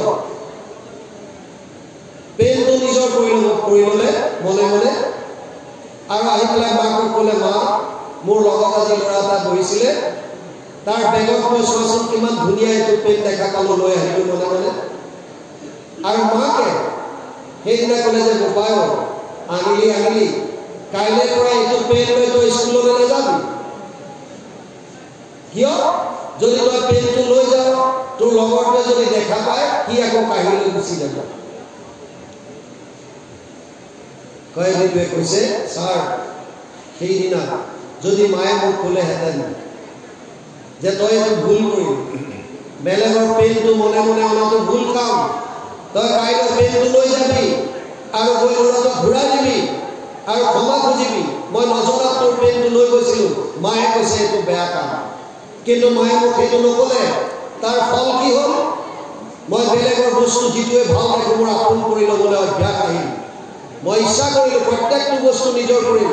আৰু যদি কোনোবাই বাধা দিয়ে তেতিয়াহ'লে মই শৰীৰৰ শক্তি প্ৰয়োগ কৰিবলৈ ধৰিলোঁ। মানে প্ৰথমতে চোৰ আছিলোঁ, তাৰপিছত মই ডকাইত হ'লোঁ। আৰু সেই এজন মানুহে মোক বাধা দিবলৈ অহাৰ কাৰণে মই তাক মাৰিয়ে পেলাম যাৰ পৰিণতি স্বৰূপে আজি মই ফাঁচি কাঠত ওলমিবলগীয়া হ'ল এতিয়া ছাৰ আপুনি কওক যদি সেইদিনা মায়ে মোক মানা কৰিলেহেঁতেন তেতিয়াহ'লে আজি মই এইজন হ'লোহেঁতেন নে আমি অকল দুখ দিলে নহয় এহাল দম্পতী আছিল তেওঁলোকৰ কোনো সন্তান নাছিল আমাৰ যিটো বস্তু হাতত নাথাকে আমি সেইটো বস্তু দুখ আছে বুলি ভাবোঁ আৰু সেইটো পাবলৈ চেষ্টা কৰোঁ দম্পতী নহ'লে বহুত ঈশ্বৰক প্ৰাৰ্থনা আদি কৰাৰ পাছত এটি সন্তান আহিল কিন্তু প্ৰাৰব্ধ হয়তো সন্তানটোৰ প্ৰতি কষ্ট কৰাছিল সদায় বেমাৰ হয় অসুখ হৈ থাকে জ্বৰ হৈ থাকে ৰাতি ৰাতি মাক বাপেক দুয়োটাই উজাগৰ নিশা কটায় গৰম দিনতো ল'ৰাটো গোটেই টেম্পাৰেচাৰ ফুল জ্বৰ উঠি থাকে মাকে কোলাত লৈ থাকে জানোচা শুৱাই দিলে কষ্ট পাব এটা সন্তান তুলি তালি ডাঙৰ দীঘল কৰাত এগৰাকী মাতৃৰ যিমানখিনি ত্যাগ সেইখিনি কেৱল মাতৃয়েহে বুজি পায় সেইকাৰণে শাস্ত্ৰত কৈছে যত্ৰ নাৰী অস্তু পৰ্যন্তে ৰমন্তে তত্ৰ দেৱতা মনুস্মৃতি 3য় অধ্যায় 56 নম্বৰ শ্লোক য'ত নাৰীৰ সন্মান কৰা হয় তাত দেৱতাই বাস কৰে বুলি কৈছে মাক বাপেকে বৰ কষ্টৰে ল'ৰাটোক ডাঙৰ দীঘল কৰিছে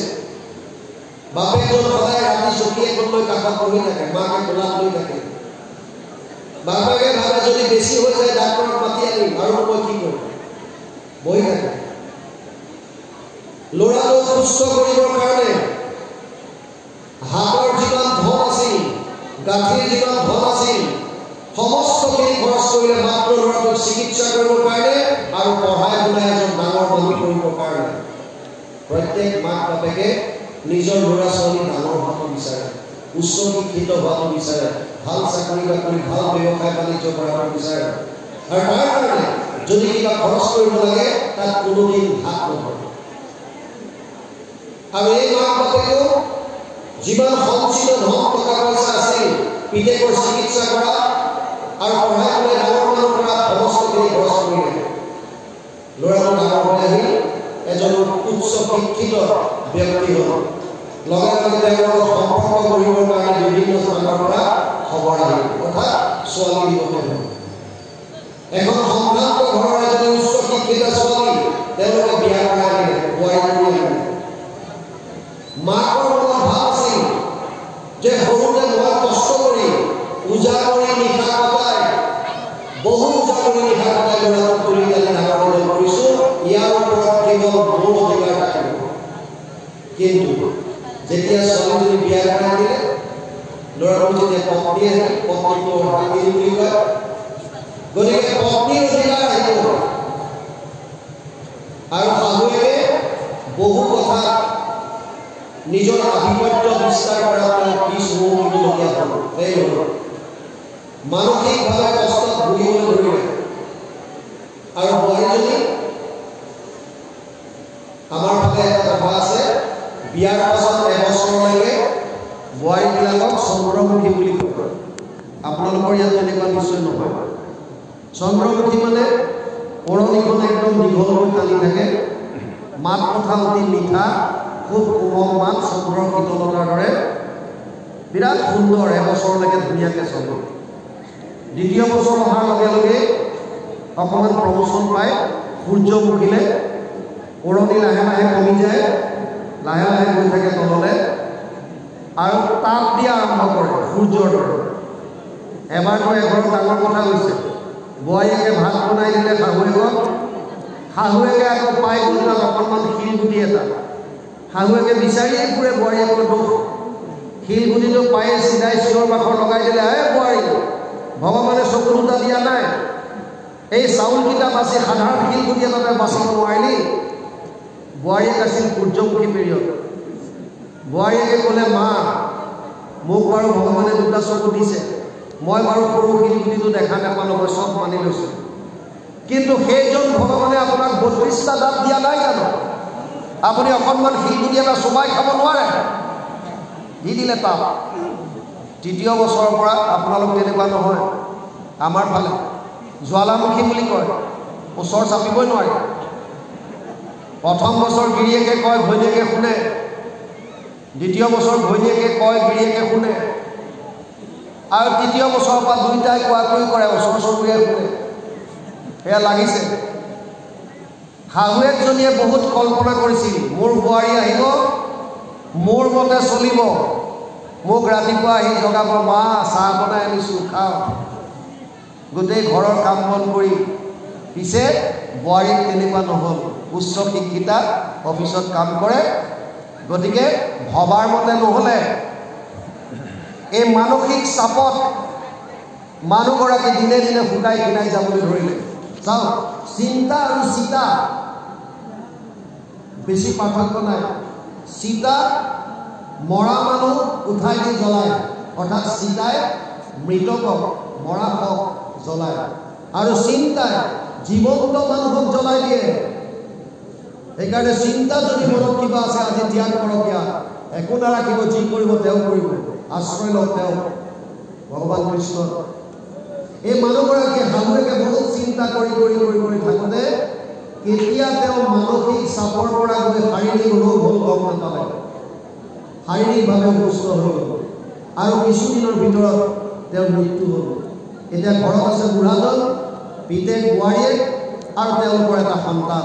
মই যুৱক যুৱতীৰ সংস্কাৰৰ ওপৰত কৈ আছোঁ দিন আগবাঢ়িছে বুঢ়াজনৰ বয়স বাঢ়ি আহিছে মানুহৰ বয়স বাঢ়ি আহিলে যমৰ তিনিটা দূত আহে বুলি কয় এই যমৰ তিনিটা দূত আহে নহয় কফ বাত আৰু পিত্ত তিনি ধৰণৰ বেমাৰ কাহ বাত পিত্ত জইণ্ট পেইন পিত্ত মানে পেটৰ বেমাৰ মানুহটোৰ কফ কাহটোৱে পালে তেওঁলোকৰ ৰুম দুটা আছিল লগালগি এফালে আগতে মাক বাপেক থাকে কাষত পিতেক বোৱাৰীয়েক আৰু এতিয়া মাক ঢুকোৱাৰ পাছত বাপেক অকলে থাকে কাষৰ ৰুমটোত থাকে পিতেক বোৱাৰীয়েক আৰু ইতিমধ্যে তেওঁলোকৰ এটা সন্তান হৈছে এই সন্তানটো বাপেকে ৰাত ভৰ কাহি থাকে বোৱাৰীয়েকৰ ভালকৈ শুব নোৱাৰে টোপনি নাযায় দিনভৰ অফিচত কাম কৰি আহে গতিকে গিৰিয়েকক ক'লে শুনা আমি দুটাই কষ্ট কৰোঁ ইমান অফিচত কাম কৰি আহোঁ আৰু ৰাতিটো ভালকৈ শুব নোৱাৰোঁ তোমাৰ দেউতাই গোটেই ৰাতি কাহি থাকে সেইকাৰণে এটা কাম কৰা আমাৰ যিটো বাৰান্দাত এটা সুকীয়া ৰুম আছে অকণমানি কাম কৰা মানুহ দুনো আহিলে ৰাখিব পৰা দেউতাক তালে চিফ্ট কৰি দিয়া যাতে আমি আৰামত শুব পাৰোঁ আৰু সেইটো ল'ৰাই যিটো ল'ৰা সৰু অৱস্থাত অসুস্থ হৈ থাকোঁতে মাক বাপেকে নিজৰ টোপনি ক্ষতি হ'ব বুলি ভবা নাছিল উজাগৰে নিশা কটাই সেই ল'ৰাটোক শুশ্ৰূষা কৰিছিল সেই ল'ৰাটোৱে পিছদিনা বাপেকক ক'লে যে দেউতা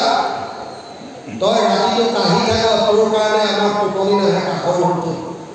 সেইকাৰণে আমাৰ বাৰান্দাত যিটো সৰু ৰুম এটা বনোৱা আছে তই তালৈ গুচি যা বাপেকে ক'লে তহঁতে ঠিকেই কৈছ হয় ময়ো অনুভৱ কৰিছোঁ মই কাহি থাকোঁ তহঁতৰ চাগে টোপনি নাহে হ'ব মই আগৰ ৰুমটোত থাকিম গুচি গ'লো খোৱাৰ সময়ত ভিতৰলৈ আহে ডাইনিঙত একেলগে বহি খায় মই সংস্কাৰৰ ওপৰত কৈ আছোঁ কণমানিটো ডাঙৰ হৈ আহি আছে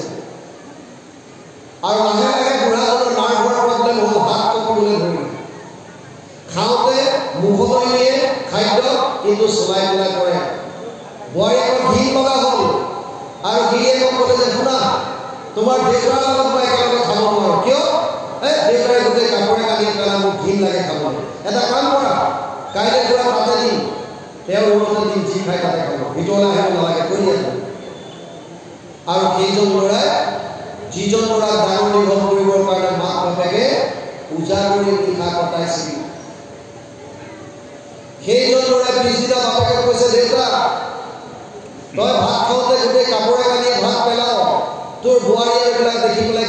ঘিণ লগা হৈছে গতিকে আজিৰ পৰা তই আৰু ভিতৰলৈ আহিব নালাগে তোৰ ৰুমটোতে তোক খাদ্য দিয়াৰ ব্যৱস্থা কৰিম বুঢ়াজনে বুজি পাইছিল মোৰ ল'ৰাই মোক লাহে লাহে ঘৰৰ পৰা বাহিৰলৈ উলিয়াই আছে বহুত ল'ৰা ছোৱালীয়ে মাক বাপেকক টৰ্চৰ ব্যৱহৃত বেকাৰী বুলি ভাবে ব্যৱহাৰ কৰিলেও আৰু একো কাম নাই পেলাই দে ইউজ এণ্ড থ্ৰ' কোনো কাম নাই এতিয়া বুঢ়াজনক তাতে ভোজন দিয়া হ'ল সময় আগবাঢ়িছে কলমালিটো ডাঙৰ হৈ আহি আছে 5 বছৰ হ'ল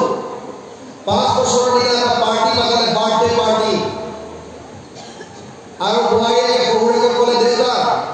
আজি আমাৰ ঘৰত এটা ডাঙৰ পাৰ্টি হ'ব আমাৰ লগৰ অফিচাৰবিলাক আহিব যেতিয়ালৈকে পাৰ্টি চলে আপুনি ৰুমটোৰ পৰা বাহিৰ নোলাব বুঢ়াই ক'লে মই গৈ কি কৰিম তোমালোকৰ উচ্চ শিক্ষিত আহিব অফিচাৰবিলাক হ'ব দিয়া মই ভিতৰতে সোমাই থাকিম আৰু ভিতৰত হুমডাল মাৰি সোমাই আছে বাৰান্দাৰ ওচৰৰ ৰুমটো চোতালতে পাৰ্টি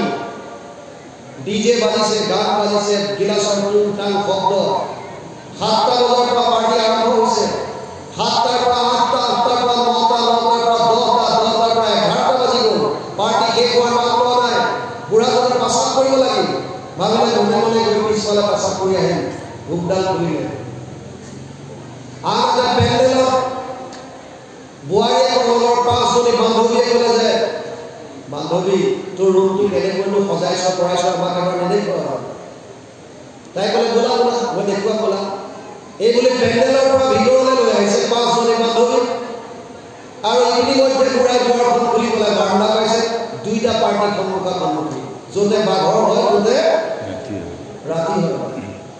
এই বান্ধৱীকেইজনীয়ে বোৱাৰীয়েকক সুধিলে 4 ঘণ্টা ধৰি তোৰ চোতালত আমি পাৰ্টি কৰি আছো তই মানুহজনে বাৰু দেখা নাপালো কোনে আৰু সেইগৰাকী সম্ভ্ৰান্ত ঘৰৰ ছোৱালীয়ে ক'বলৈ কুণ্ঠা বন্ধ কৰিলে তেওঁ কৈছে এইজন আমাৰ ঘৰত কাম কৰা মানুহ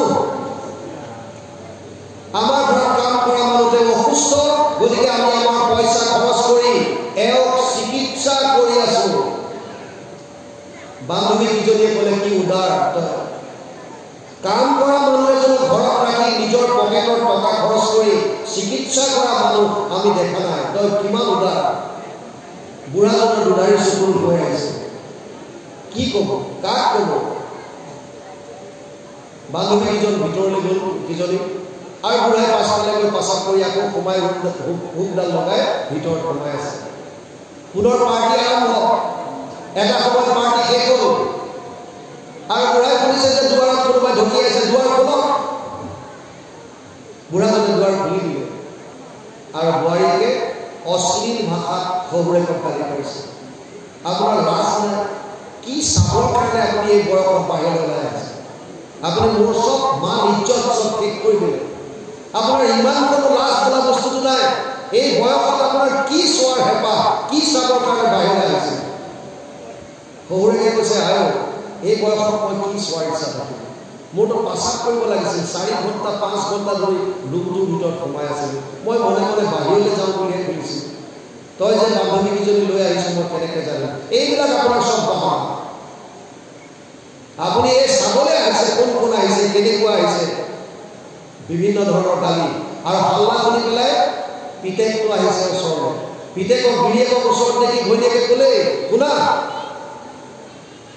কাইলৈ ভিতৰত তোমাক মই আল্টিমেটাম দি দিলোঁ এইজন মানুহৰ লগত আৰু এইখন ঘৰত মই একেলগে থাকিব নোৱাৰোঁ হয়তো কাইলৈৰ পৰা এইজন থাকিব এইখন ঘৰত নহ'লে মই থাকিম সিদ্ধান্ত তোমাৰ ধৰণকে দুৱাৰ মাৰি পেলাই ভিতৰলৈ গুচি গ'ল আৰু সেইজন ল'ৰাই যিজন ল'ৰা অসুস্থ হৈ থাকোঁতে মাক বাপেকে পূজা কৰে নিশা কটাইছিল গাঁঠিৰ সমস্ত ধন ভাঙি দিছিল তাৰ চিকিৎসাৰ কাৰণে তাৰ ভৱিষ্যত নিৰ্মাণ কৰিবৰ কাৰণে সেইজন ল'ৰাই পিছদিনা বাপেকক এষাৰি কথা নোসোধাকৈ ওচৰত থকা এখন বৃদ্ধ আশ্ৰমত কথা পাতি গাড়ী এখন লৈ আহিছে আৰু আহি গেটৰ ওচৰত গাড়ীখন ৰখাই বাপেকৰ ওচৰত আহি কৈছে দেউতা তই অকলে অকলে ঘৰত থাক আমি দুটা অফিচলৈ যাওঁ কণমানিটো স্কুললৈ যায় তোৰ নিশ্চয় অকলে অকলে থাকে ঘৰত বেয়া লাগে তোৰ দৰে মানুহ থকা ওচৰত এখন আশ্ৰম আছে বন্ধুক তাত থৈ আহক বুঢ়াজনৰ বুজিবলৈ বাকী নাছিল যে আজি মোৰ ল'ৰাই মোক বৃদ্ধ আশ্ৰমৰ বাট দেখুৱাব বিচাৰিছে বুঢ়াই ক'লে যে ঠিক আছে উপায় ময়ো ভাবিছোঁ বৰ অকলশৰীয়া অনুভৱ কৰোঁ হয় দিনটো অকলশৰে থাকিব লাগে হ'ব দে বল মই যাওঁ আজি ল'ৰাটো আগে আগে গৈছে বাপেক পিছত আচলতে বাপেক আগত যায় ল'ৰা পিছত কাৰণ সদায় প্ৰত্যেকটো পুত্ৰই নিজৰ পিতৃক আদৰ্শ হিচাপে লয় আৰু ছোৱালীয়ে মাকক হিৰো ৰৌ মডেল প্ৰত্যেকে নিজৰ মাকক আদৰ্শ হিচাপে লয় ছোৱালীয়ে, বাপেকক আদৰ্শ হিচাপে লয় ল'ৰা। কিন্তু আজি ইয়াৰ ব্যতিক্ৰম, ল'ৰা আগত বাপেক পিছত। ল'ৰাই ক'লে পাত দেখুৱাইছে বৃদ্ধাশ্ৰম। গেটৰ ওচৰ পালেগৈ বুঢ়াৰ ভিডিঅ' কপি উঠিছে। এই গেটৰ পৰা এবাৰ বাহিৰ হোৱাৰ পাছত হয়তো আৰু মই ইয়াক ভৰি দিব নোৱাৰিম। আৰু বৃদ্ধাশ্ৰমত মোৰ আপোন বুলিবলৈ কোনো নাথাকিব। বুঢ়াজনে পিতেকক ক'লে উপায়, বৃদ্ধাশ্ৰমৰ মোৰ আপোন বুলিবলৈ কোনো নাথাকিব। তই এটা কাম কৰ, তোৰ মায়ে মোক এখন এৰিচাদৰ দিছে, মোৰ ৰুমটোৰ আলমাৰিত এৰিচাদৰখন আছে, যা তই সেই এৰিচাদৰখন লৈ যা। কিয়? তাক মই অকলে থাকোঁতে যদি তোৰ মালৈ মনত পৰে, তহঁতলৈ মনত পৰে, আপোন বুলি মই এৰিচাদৰ ক্ষেত্ৰে গাত লৈ থাকিম, যা তই লৈ আহ যা। পিতেক যাবলৈ কোৱা নাই, নাতিনি দৌৰ মাৰিছে ককাকৰ ৰুমলৈ, আৰু আলমাৰীৰ পৰা এৰিচাদৰখন আনিলে, আনি দুৱাৰলৈ দীঘলকৈ মেলি দিলে, ভিতৰৰ পৰা দা এখন আনি সমানকৈ কাটিবলৈ ধৰিছে। মাকে ভাবিছে মোৰ ল'ৰা মোতকৈ ওপৰত গৈছে, আৰু কৈছে গোপাই তই এৰিচাদৰ কিয় কাটিছ? মাকে মনে মনে ভাবি আছে মোৰ ল'ৰা মোতকৈ ওপৰত, গোটেইখন এৰিচাদৰ ককাকক নিদিয়ে। সি একো মতা নাই, কণমানিকৈ কাটি আছে। দেৰি হোৱা দেখি বাপেক আহিল পিতেক, আৰু আহি পেলাই নিজৰ পিতেক কণমানি ল'ৰাটোক যদি কাটি থকা দেখিছে, কৈছে শুন ককাৰ এৰিচাদৰখন কিয় কাটিলি? সি কৈছে শুনা মা, শুনা দেউতা, মই যিটো দেখিছোঁ আমাৰ ঘৰত এখনেই এৰিচাদৰ, যদি গোটেইখন এৰিচাদৰ নহয় আজি ককাৰ আগত দি পঠিয়াওঁ, তেতিয়া যিদিনা মই তোমালোক দুটাক বৃদ্ধাশ্ৰমলৈ পঠিয়াম, তোমালোকৰ লগত কি দিম? সেইকাৰণে এই টুকুৰা এৰিচাদৰ মই সেইদিনৰ কাৰণে ৰাখিছোঁ, যিদিনা তোমালোক দুটাক মই বৃদ্ধাশ্ৰমত থৈ আহিম। ইয়াত আচলতে শ্ৰেষ্ঠ তাত তলেই মই ইকাৰজনা ইয়াক প্ৰমাণ কৰোঁতে লোকাস্পদাও বৰ্ততে। গীতাত সেইকাৰণে অৰ্জুনক কৈছে, হে অৰ্জুন, জ্যেষ্ঠজনে শ্ৰেষ্ঠজনে যেনেকুৱা আচৰণ কৰে আমি উঠি অহা চালে তাকে অনুসৰণ কৰে। সেইকাৰণে যুৱক যুৱতীক দোষাৰোপ কৰাৰ আগত নিজক চাব লাগিব, মই কি কৰিছোঁ, মোৰ আচৰণ কেনেকুৱা। অকল উপদেশ দিলে নহ'ব। প্ৰায়বিলাকে কাম্য কৰ্মত ব্যস্ত হৈ আছোঁ, কুন্তীয়ে তাকে কৈছে, কাম্য কৰ্ম কৰি কৰে যত মূঢ়মতি, আৰু ভৈলাহাতে কৰ্তাক নিস্তাৰিবে প্ৰতি। সেইসকলক নিস্তাৰ কৰিবৰ কাৰণে তুমি এইবাৰ অৱতাৰ ল'লা। অনন্ত চৰিত্ৰ কথা কৰিব প্ৰচাৰ, শ্ৰৱণ কীৰ্তন কৰি তৰুণ সংসাৰ, মহাজ্ঞানী গণে বোলে হেনকে যুগুতি, জানো জগতকে দিবা এইবাৰ মুকুতি। জ্ঞানী গণে কৈছে ইয়াতকৈ আৰু ইজি কোনো মেথড নাই। আগতে এটা বস্তু আছিল কম্পাৰ্টমেণ্টেল এক্সাম, এইবাৰো আকৌ দিছে হ'ল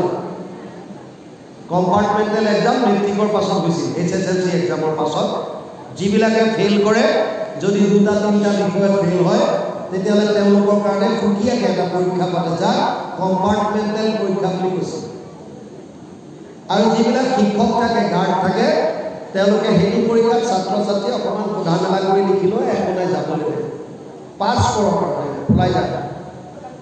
সুবিধা দিয়ে। কলিযুগটো তেনেকুৱাই, কেৱল শ্ৰৱণ কীৰ্তন কৰি আপোনালোকে পাৰ পাব পাৰিব, ইয়াতকৈ সুবিধা আৰু কোনো যুগত নাপায়। সেইকাৰণে ইয়াত কৈছে মহাজ্ঞানী গণে বোলে হেনকে যুগুতি, জানো জগতকে দিবা এইবাৰ মুকুতি। কিয়? অনন্ত চৰিত্ৰ কথা কৰিবে প্ৰচাৰ, শ্ৰৱণ কীৰ্তন কৰি তৰুণ সংসাৰ, শ্ৰৱণ কীৰ্তন কৰি পাৰ হৈ যাব পাৰিব। তাৰপাছত কৈছে ভৈলাহা বিদিত আকি আপুনি ঈশ্বৰে, তোমাক একে নজানি কুমতি নৰ মৰে। তুমি এইবাৰ বিদিত হ'লা নিজে আহি, কিন্তু তোমাক নাজানি যিবিলাক কুমতি, মলহীন, মলিহীন, মলমতী মনুষ্য, মলিন যাৰ মন, সেইসকলে অন্য কৰ্মত এতিয়াও মগ্ন হৈ আছে, তোমাৰ ওচৰলৈ নাহে। সুবিধা দি থৈছোঁ, কিন্তু আমি বহুতে কওঁ যে চলি আহি আছে পৰম্পৰা।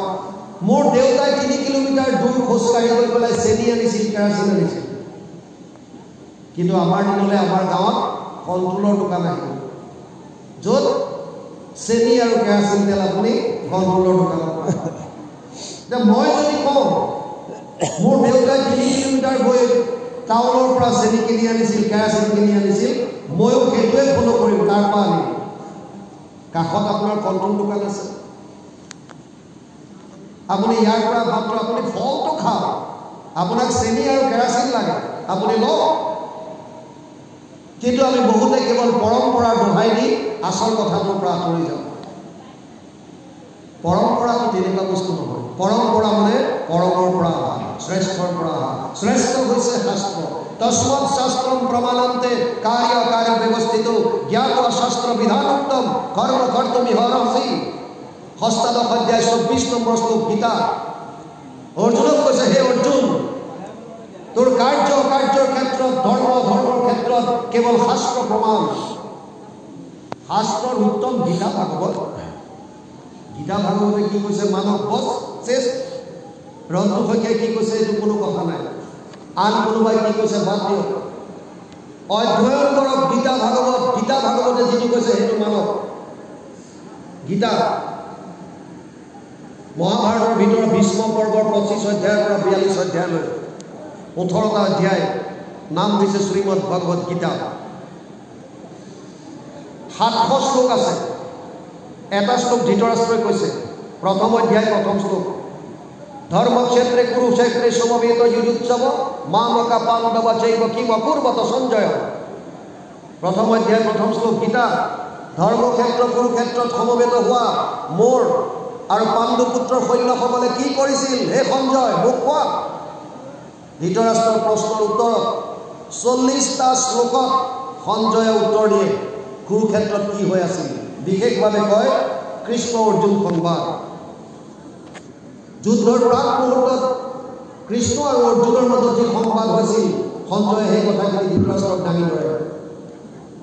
অৰ্জুনে 85টা শ্লোকত মনৰ সংশয় ভগৱানৰ ওচৰত প্ৰকাশ কৰিছে বিভিন্ন কথা তাত আহিছে আৰু ভগৱানে 574টা শ্লোকত গীতাৰ উপদেশ দিছে 574টা শ্লোক কৃষ্ণৰ 85টা শ্লোক অৰ্জুনৰ 40টা শ্লোক সঞ্জয়ৰ এটা শ্লোক ধৃতৰাষ্ট্ৰৰ আটাইকেইটা যোগ কৰক 700 শ্লোক প্ৰথমতে অৰ্জুনৰ শংকা নিৰাকৰণৰ কাৰণে ভগৱানে যি প্ৰশ্ন কৰিছে তাৰ উত্তৰ দিছে কৃপায়ে ঈশ্বৰে তত্ত্ব কহি উদ্ধাৰিলা নিজ ভগতক আমি ঘোষাত গাওঁ নহয় শোক মোহ মহাপংক মাজে অৰ্জুন মগন ভৈলা দেখি পৰম ঈশ্বৰ দৈৱকী নন্দন কৃপায়ে ঈশ্বৰে তত্ত্ব কহি উদ্ধাৰিলা নিজ ভগতক কি কৃপা কৰিলে কি তত্ত্ব ক'লে গীতাৰ শেষত পাব অৰ্জুনক কৈছে হে অৰ্জুন তই এতিয়া যিমান তই সুধিলে তোৰ কথাবিলাক ক'লৈ যাব কথা ক'ব সৰ্বগুহ্যতমং ভূয়শ্ৰমে পৰমং বচ ইষ্টসিমে দীৰ্ঘমিতি তত বক্সামিতে হিতম অষ্টাদশ অধ্যায় 64 নম্বৰ শ্লোক গীতা হে অৰ্জুন তোক মই এটা গোপনীয় কথা কওঁ ইয়াতকে গোপনীয় একো নাই গুহ্যতৰ গুহ্যতম সুপাৰলাটিভ ডিগ্ৰী তাৰ ওপৰত নাই তাকো সৰ্বগুহ্যতমং ভূয় গোপনীয়ৰ পৰাও গোপনীয় কথাটো কি ক'লে सर्वधर्मान परित्यज्य माम एकम शरणं व्रज अहम तो सर्व पापेभ्यो मोक्षयिष्यामि मा शुच अष्टादश अध्याय 66 নম্বৰ শ্লোক গীতা সৰ্বধৰ্ম এই এক শৰণ সাক্ষাৎ সুদৃঢ় বিশ্বাসে ঢুকি লৈ আমাক নকৰিবা ভয় হেৰা কৰো অংগীকাৰ সমস্ত পাপত মই কৰিব নিষ্ঠা সব বাদ দি মোৰ ওচৰত আমিও ভাবো অখণ্ডিত আপোনালোকতো নগাঁৱে আছিলে এতিয়া মৰিগাঁও ইয়াতে গুৰুজনে আৱিৰ্ভাৱ হৈছিল আৰু এই বৰদুৱাৰ এই আশে পাশে তেওঁ আৱিৰ্ভাৱ হৈ এক শৰণ হৰিনাম ধৰ্মৰ খুঁটি পুতিছিল আৰু আমি অসমীয়া হিচাপে তেওঁৰ কাষৰ মানুহখিনিয়ে যদি আমি গুৰুজনাৰ ধৰ্মটো যদি ধৰি নাৰাখোঁ ভাবে নেকি আপোনালোকে বাহিৰৰ মানুহ আহি পেলাই ধৰি ৰাখিব আমাৰতো দায়িত্ব আছে আপোনাৰ দায়িত্ব আছে যিজন মহাপুৰুষে আপোনাৰ ঘৰৰ কাষত অৱতাৰ ল'লে যিজনক আজি বিশ্বত মানুহে ভয় পায় আৰু আমি কাষত থাকি যদি তেওঁৰ ধৰ্ম আচৰণ নকৰোঁ তেওঁ কৈছিল যে কোনো প্ৰয়োজন নাই বেলেগ জয়ত্ৰী ভগতী নৱবিধ মাধৱৰ শ্ৰৱণ কীৰ্তন আৰু হন্ত শ্ৰেষ্ঠতৰ কেৱল মাত্ৰ দুটা দিন গ'ল শ্ৰৱণ আৰু কীৰ্তন কৰা বছ আৰু আমি এতিয়াও বেলেগত ঘূৰি ফুৰিছোঁ বিদেশত অমুকক মানিছোঁ তমুকক মানিছোঁ ঘৰৰ কাষতে গুৰুজনা আছে খবৰ নাই শাস্ত্ৰই কৈ আছে শাস্ত্ৰৰ উত্তম গীতা ভাগৱত কোনোবাই কয় শংকৰদেৱে ক'লে কাৰণে মানিম নেকি এক শৰণ আৰে নালাগে মানিব কৃষ্ণই কোৱাটোতো মানা ৫,৫০০ বছৰ আগত ভগৱান কৃষ্ণই অৰ্জুনক কৈছে চব বাদ দি মোত শৰণ ল একত শৰণ সৰ্বধৰ্মান পৰিত্যাজ্য মামেকম শৰণম ব্ৰজ কৃষ্ণই কোৱা কথা এক শৰণৰ কথা ভগৱান কৃষ্ণই অৰ্জুনক কুৰুক্ষেত্ৰৰ যুদ্ধৰ প্ৰাক মুহূৰ্তত দিছিল এক শৰণ আজিলৈকে যিমানবিলাক ধৰ্ম প্ৰৱৰ্তক হ'ল কোনেও সাহস নকৰিলে এই সত্যটো উজাগৰ কৰি আমাক দেখুৱাবলৈ কেৱল আৰু কেৱল অসমৰ মানুহ আমি ভাগ্যৱান আপোনালোক বিশেষভাৱে ভাগ্যৱান আপোনালোকৰ কাষতে অৱতাৰ লৈ গুৰুজনাই ক'লে এক দেৱ এক কেৱ এক বিনে নাই কেৱ কেৱল কৃষ্ণক শৰণ লোৱা চব হৈ যাব মহাপুৰুষ মাধৱদেৱৰ দৰে মানুহ যি ঘোৰ শাক্ত যি বান্দুকাৰ পৰা আহোঁতে গম পালে বাটত মাক নৰিয়াত পৰিছে অসুস্থ যি পাঠা ছাগলী আগবঢ়াইছিল হে দেৱী মা মোৰ মাক সুস্থ কৰি তোলা পাঠা ছাগলী আৰু ঘৰলৈ আহি গম পালে মাক সুস্থ হ'ল লগে লগে ভৰি যোৱাই ৰামদাসত ক'লে পইচা ল পাঠা ছাগলী আনিলে ৰামদাসে যি গুৰুজনাৰ এক শৰণ হৰিনাম ধৰ্মত আশ্ৰিত হ'ল তেওঁ নুশুনাৰ ভাল ধৰি ইফাল সিফাল কৰি থাকে শাৰদীয় পূজা ওচৰ চাপিল আৰু মাধৱ পুৰুষৰ খং উঠিল আৰু খঙৰ ভৱকত ক'লে হুকুৰা কুচিয়াৰ বুদ্ধিত পাগল কিয় আনি নিদিয় পূজাৰ ছাগল আৰু সেইদিনা ৰামদাসৰ খং উঠিল ৰামদাসে ক'লে আমাৰ আগত দেখাও শংকৰ চোপ শংকৰক লগ পাইলে হুকিল চোপ মোৰ ওচৰতো জল মাৰি আছো ভূটানি কৰি আছ গুৰুজনাক লগ পালে তোৰ হাও পানী ওলাব কোন শংকৰ আছে যিজনে এক শৰণ হৰিনাম ধৰ্ম প্ৰৱৰ্তন কৰিছে মোক লৈ বোলা ময়ো শাস্ত্ৰ জানো মই তেওঁৰ সৈতে তৰ্ক কৰি মই দেখুৱাই দিম কিয় বলি বিধান কৰিব লাগে কিয় বেলেগ বেলেগ দেৱ দেৱতা পূজা কৰিব লাগে মই ক'ম তেওঁ বোলে আজি দিল্লী লহিয়ালে কাইলৈ ওলাবা পিছদিনা লৈ গ'ল মাধৱে ভাবি গৈছে ময়ো শাস্ত্ৰজ্ঞ শংকৰদেৱো শাস্ত্ৰজ্ঞ গতিকে তেওঁক মই সেৱা নকৰোঁ কিন্তু গৈ যেতিয়া গুৰুজনাক ভাগৱতৰ আসনত দেখিলে তেওঁৰ যিটো শৰীৰৰ যিটো আৱয়ব যিটো ৰূপ যিটো পিছত গুৰু ভতিমা মহাপুৰুষ মাধৱদেৱে প্ৰকাশ কৰিছে দৰকিত সুন্দৰ গৌৰ কলেবৰ জৈচন সুৰপ্ৰকাশ সকল সভাসদ ৰঞ্জন জাকেৰি দৰ্শনে পাপ বিনাশ মহাপুৰুষ মাধৱদেৱে লগে লগে সেৱা কৰিলে আৰু ওচৰলৈ অহা গুৰুজনাই ৰামদাসক সুধিলে ৰামদাসে ক'ত চিনাকি দিলে মাক দেখোন নিজৰ বাম কৰে মনুবাই ল'ৰা শংকৰদেৱে ক'লে আপুনি মনুবাই ল'ৰা ঘা লাগিলে চিনি নাপাওঁ কিয় আহিলা ৰামদাসে কৈছে আপোনাৰ প্ৰতি তৰ্ক কৰিবলৈ আহিছে কিয় এওঁ কৈছে পাঠা ছাগলী দিব লাগে শক্তি হয় নেকি মহা মাধৱ পুৰুষে আগম শাস্ত্ৰৰ যত যিমানবিলাক তত্ত্ব আছে সমস্তখিনি উল্লেখ কৰি গৈছে গুৰুজনে চব ভাগৱতৰ পদেদি কাটি গৈছে আৰু শেষত ভাগৱতৰ পৰা এটা শ্লোক উচ্চাৰণ কৰিলে তৰুণ মূলে লিখেছে তৃপ্যন্তি তদ স্কন্দ ভূত শাখা প্রাণ প্রভাবিয়ানাম তথা সর্বর্চনা বচ্চতেজ্য 31 ভাগবত চতুর্থ স্কন্দ 31 নম্বর অধ্যায় 14 নম্বর শ্লোক ভাগবত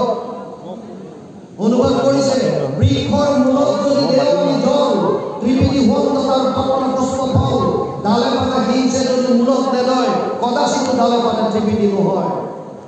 ভোকাটোৰ নৰে যদি অন্নক ভুঞ্জয় ইন্দ্ৰিয়ৰ প্ৰীতি তাৰ সাধে আদি হয় ভোজন বিহীনে পিন্ধে বস্ত্ৰ অলংকাৰ ইন্দ্ৰিয়ৰ একো প্ৰীতি নসদ হয় তাৰ কৃষ্ণক পুজিলে পূজা সমস্তৰে হয় পৃথকে পুজিলে পূজা কেহু নহয় শাস্ত্ৰৰ সিদ্ধান্ত মহাপুৰুষ মাধৱদেৱে লগে লগে দীঘলী কৰি শংকৰদেৱে ক'লে মাধৱ তুমি মোক সেৱা কৰিলে আকৌ কিয় কৰিছে মাধৱ পুৰুষে ক'লে গুৰুদেৱ আগতে আপোনাক শিৰোমণি ভূঞা হিচাপে সেৱা লৈছিলোঁ আৰু এতিয়া আপোনাক মই গুৰু হিচাপে স্বীকাৰ কৰিম চাওক মাধৱৰ দৰে পণ্ডিত যি শাস্ত্ৰজ্ঞ সেইজনেও আচল তত্ত্ব জনাৰ পাছত চব বাদ দি শংকৰৰ ওচৰত সেৱা ল'লোঁ আৰু আমি কিছুমানে পৰম্পৰাক দোহাই দিছোঁ, কিছুমানে মিতিৰ কুটুমক দোহাই দিছোঁ, কিছুমানে ভাই ককাক দোহাই দিছোঁ। আল্টিমেটলি কি আঁতৰি আছোঁ? কাৰ লোকচান হৈছে? আপোনাৰ মোৰ। যিটো বস্তু নামৰ মাজত পাব, যিটো বস্তু আপুনি এক শৰণৰ মাজত পাব, যিটো বস্তু গীতা আৰু ভাগৱতৰ মূল সাৰ,